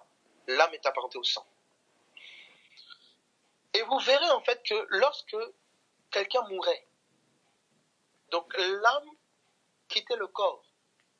L'âme n'était plus un corps. Quand la personne revenait, quand Jésus ressuscitait la personne, donc généralement, une des premières choses qui arrivait, Jésus disait, donnez-lui à manger. La personne disait, j'ai faim. L'une des choses qui va contribuer à mortifier ta chair, c'est-à-dire à faire mourir les œuvres de la chair, c'est la prière et le jeûne. La prière fortifie ton esprit, ça t'immerge. Prière, la méditation, dans ce sens-là, pas une prière rituelle, mais une communion avec la pensée de Dieu dans ton cœur. Le fait d'interagir avec Dieu, c'est ton esprit qui est, c'est la pensée de l'esprit, c'est l'esprit dont tu te nourris de ce que Dieu dit. La prière, c'est le lieu où tu apprends à l'entendre, tu apprends à l'écouter. Ça nourrit ton être de ce que Dieu dit. C'est la partie prière. Veillez et priez afin de ne pas céder à la tentation. Il dit la chair, elle est faible. L'esprit, il est bien disposé. Faites en tout temps, par l'esprit, toutes sortes de prières. C'est l'esprit. Maintenant, le côté chair. La chair est apparentée à un voile. C'est pour ça qu'on vous dit qu'à la croix, le voile de la chair a été déchiré. La chair est comme un voile. Ton corps mortel, c'est comme le tombeau. Et le jeûne contribue à amoindrir sa capacité. C'est pour ça que des fois, écoute bien s'il te plaît, des fois tu peux avoir addiction dans l'âme. Tu peux prier dans l'esprit, la parole de Dieu s'affermit en toi, etc. Mais si ton âme, la parole dit, ne vous alourdissez pas par le manger et le boire. Ça veut dire que le fait que ton âme soit lourde, que ta chair soit lourde, ça peut te désensibiliser à l'esprit. C'est pas que l'esprit n'est pas là, c'est pas que l'esprit ne fait pas, mais ton être n'est pas sensible à cela. Le jeûne, en fait, ça contribue. C'est bon, écoutez encore ceci, je terminerai là-dessus. C'est pour ça que quand les disciples, les pharisiens sont venus voir Jésus pour dire, mais pourquoi tes disciples ne jeûnent pas? Il dit, pourquoi voulez-vous qu'ils jeûnent? Parce que l'époux est là avec eux. En fait, Christ, il était là en chair. Ça veut dire qu'ils le voyaient en chair, ils le voyaient avec leur sang. Il dit quand l'époux leur sera enlevé, là ils jeûneront. Parce que c'est plus avec leur sens charnel, c'est plus avec leur âme qu'ils devront le percevoir, mais avec les yeux de l'esprit, les yeux du cœur. Et pour cela, là, la chair sera un voile. C'est pour ça qu'il dit, quand il sera enlevé, alors là, ils jeûneront.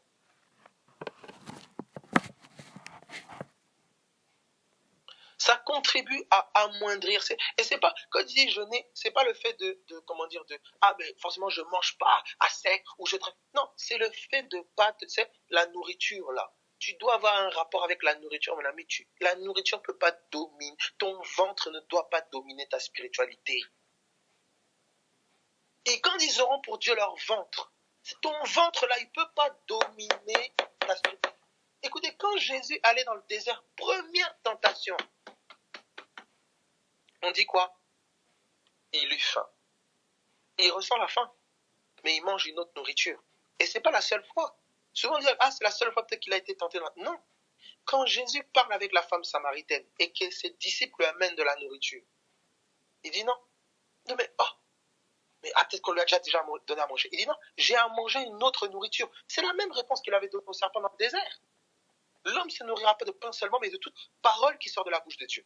Il dit, j'ai à manger une autre nourriture. Ma nourriture, c'est de faire la volonté de mon Père. Donc, l'âme peut goûter à une autre nourriture, celle de l'esprit.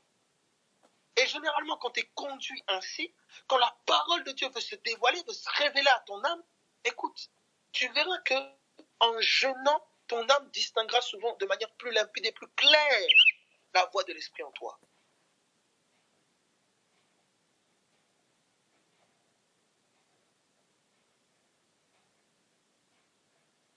Non.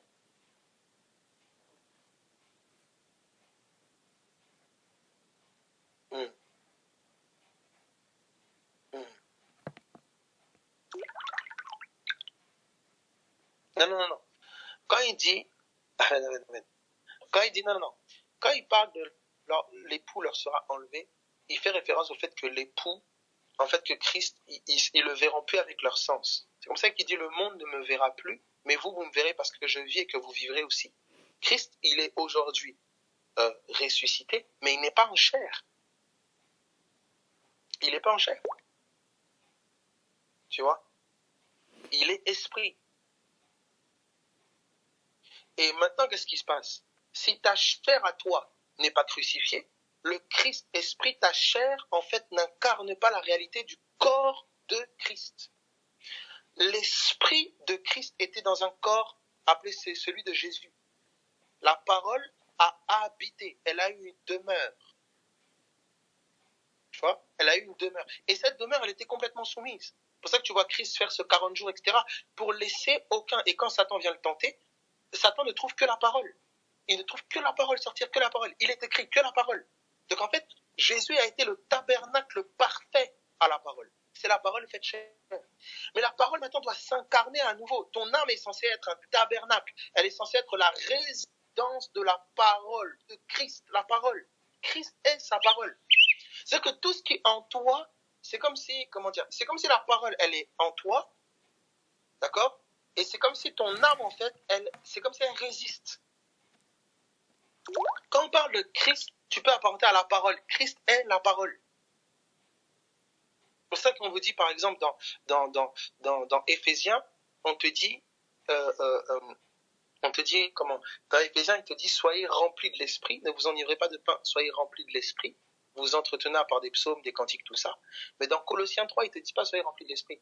Il dit que la parole de Christ abonde en vous, habite en vous en abondance. Par des psaumes, des cantiques, des machins. Il dit la même chose, mais là où dans Éphésiens il a dit esprit, dans Colossiens il a dit parole de Christ. Tu es son corps dans la réalité, mais cette réalité doit s'incarner. Quand on dit son corps là, comprends, c'est pas ton corps physique, hein. Quand on fait référence à son corps, c'est la vie de la chair, c'est ton âme. C'est ton âme est censée être le réceptacle de la vie de l'esprit. Mais si ton âme n'est pas soumise, si ton âme n'est pas brisée, si ton âme ne laisse pas la vie de l'Esprit s'incarner, en fait, tu es corps de Christ en théorie, mais pas en pratique. C'est pour ça qu'on dit d'obéir à la foi. C'est pour ça qu'on dit, par exemple, dans Colossiens, il te dit, vous êtes déjà morts. Dans Colossiens, il dit, vous êtes morts. Dans Colossiens, chapitre 3. Mais quand tu connais, il dit, faites mourir ce qui est terrestre en vous. T'es déjà mort. Oui, en théorie, dans la réalité de Dieu. La parole est, t'es mort, c'est fini. Maintenant, parce que tu crois que t'es mort, tu comprends? Est-ce qu'un mort mange? Est-ce qu'un mort vit comme un terrestre? Non. C'est-à-dire que si je croyais véritablement à ma mort en pratique, tu comprends? Ben, le Christ se nourrit de la parole. Il se nourrit de la vie d'en haut. Donc si moi, je me donne à bouffer, vivre terrestrement, etc., je dis en théorie, je suis mort, mais en pratique, je ne vis pas ma mort. En fait, je n'obéis pas à ma foi. Je ne vis pas dans ma foi. Un mort ne marche pas comme ça. C'est ça en fait le truc. C'est que le piège d'aujourd'hui, ça a été que les gens, ils ont parlé la parole avec la bouche, mais les œuvres qui s'alignent avec ce qu'ils croient vraiment, tu vois, c'est ça là qui ne suit pas. C'est ça maintenant que Jacques dit dans Jacques 2. À quoi sert-il à un homme de dire qu'il a la foi, il a la foi? En fait, il parle la parole de foi. Mais les œuvres, ses actions ne s'alignent pas avec ce qu'il dit. Il dit, une telle foi est morte. Donc la foi, elle est là, mais elle n'est pas vivante, elle n'est pas agissante. Tu vois, quand je jeûne, c'est pas que je mange pas. C'est le vrai moi mange. Je mange autrement. Jeûner, c'est le langage pour le terrestre. Mais le céleste mange une autre nourriture. Quand Jésus vient, c'est le témoignage qu'on rend de Jésus. Il jeûne. Mais en fait, Jésus est en train de manger une autre nourriture. Il dit, j'ai à manger une nourriture que vous ne connaissez pas.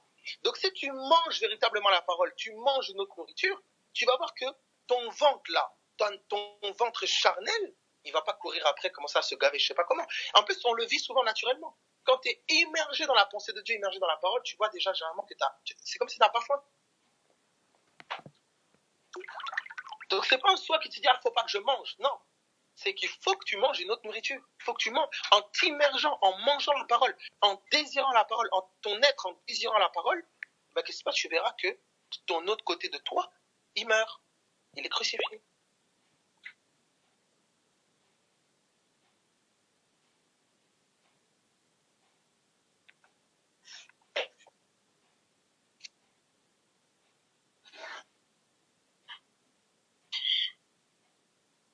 Oui, voilà, exactement. Un jeune de dire, ah non, je mange pas, c'est comme une grève de la faim. Comment dire? Le jeûne, c'est la conséquence. C'est la conséquence d'une âme qui mange la parole, qui veut la parole. C'est la conséquence d'une position par rapport à la parole. Tu vois, c'est pas je jeûne pour obtenir quelque chose. Je jeûne pour, non. Le jeûne est la conséquence d'une position de cœur par rapport à la parole.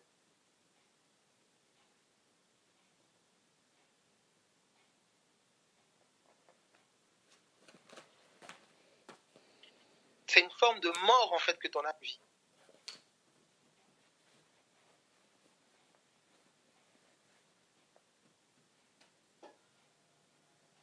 Bon, il est 23h30.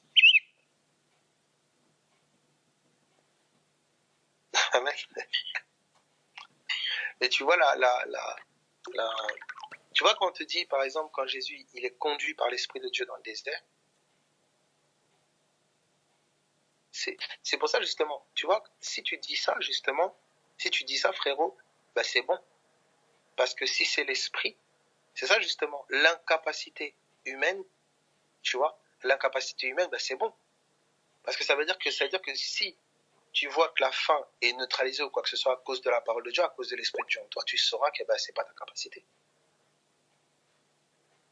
La vie chrétienne, elle n'est pas difficile, elle est impossible. Elle est impossible. La vie chrétienne est un miracle. C'est le fruit de l'action de l'Esprit au-dedans de nous via sa parole. Donc c'est quand d'un sens, c'est chaud, c'est impossible. C'est chaud de dire. C'est chaud. Mais oui, tu peux pas dire à quelqu'un, Tu peux pas délivrer quelqu'un, tu peux pas vivre une sainteté, voilà, où ta seule présence fait que les gens sont convaincus de sainteté, convaincus d'une présence sainte. En fait, la vie chrétienne, c'est chaud. Mais justement, pour l'esprit, c'est facile. Mais pour nous, c'est impossible. Comment quelqu'un va rentrer dans un tombeau et va ressortir?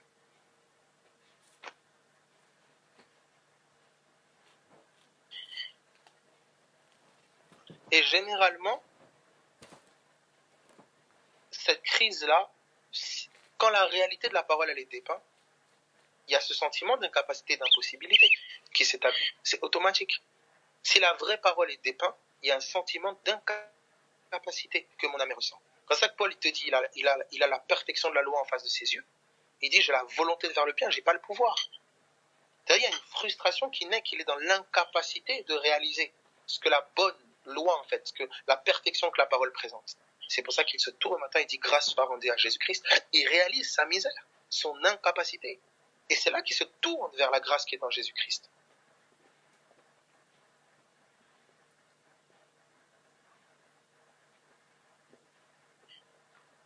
C'est ça, chez Azoto, c'est ça. C'est ça exactement. C'est vraiment ça.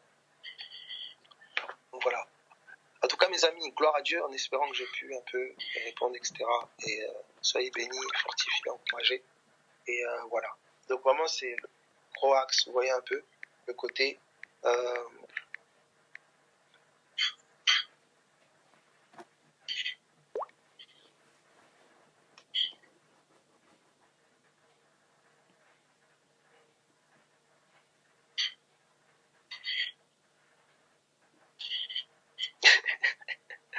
là, je vois ce que tu veux dire. Non, je vois ce que tu veux dire, mais c'est pas, comment dire, le Seigneur, il va vraiment, je pense, que te donner comment dire, la pensée, tu vois, la pensée, comment je veux dire, la pensée dans laquelle, tu vois, tu dois pouvoir vivre Christ au tap, en fait. Et c'est une certaine mesure de lui, tu vois. Tu vois, moi, je sais que ça, il y a des frangins, des frangines qui vivent, qui est jeune et qui vivent, tu vois, que le cœur, le cœur, il est tourné vers Christ. Tu n'es pas obligé d'être au taf et tu parles forcément de ça, mais ton cœur, les pensées de ton cœur peuvent être imbibées de la pensée de Christ, en fait. Tu peux réaliser le Christ au-dedans de toi, tu vois, dans ce que tu fais. C'est toute une mentalité, c'est toute une façon que l'Esprit de Dieu, il incarne, il amène, en fait. Tu vois. Tu peux méditer, j'ai pas besoin d'être devant la Bible pour méditer. Tu vois. La méditation, réellement, c'est la rencontre, tu vois, la rencontre avec Dieu au-dedans de moi, en fait.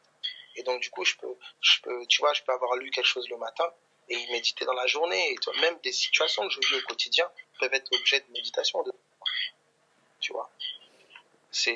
Après, moi, je sais pas comment, tu vois, le Seigneur, il va te conduire dans ta situation, comment, tu vois. Et, donc, comment il va te conduire, mais c'est complètement faisable, tu vois, c'est complètement faisable. Et l'Esprit va te conduire, il va t'aider, tu vois.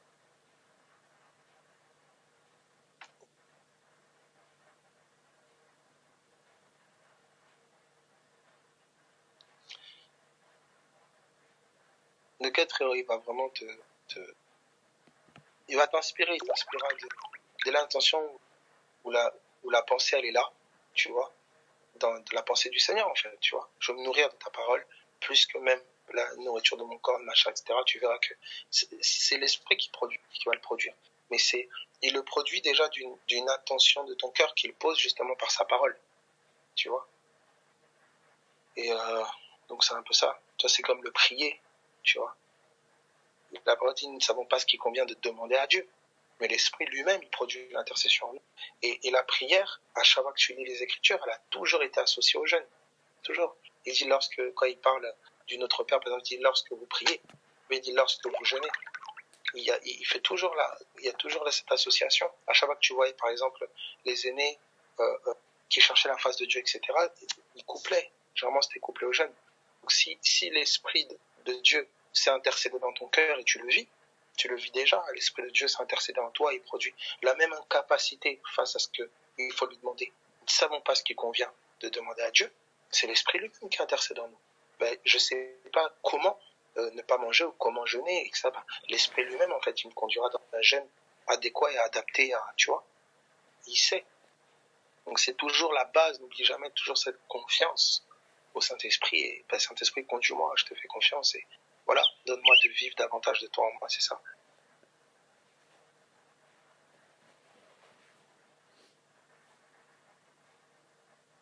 C'est ça, prise de position ferme, bien sûr.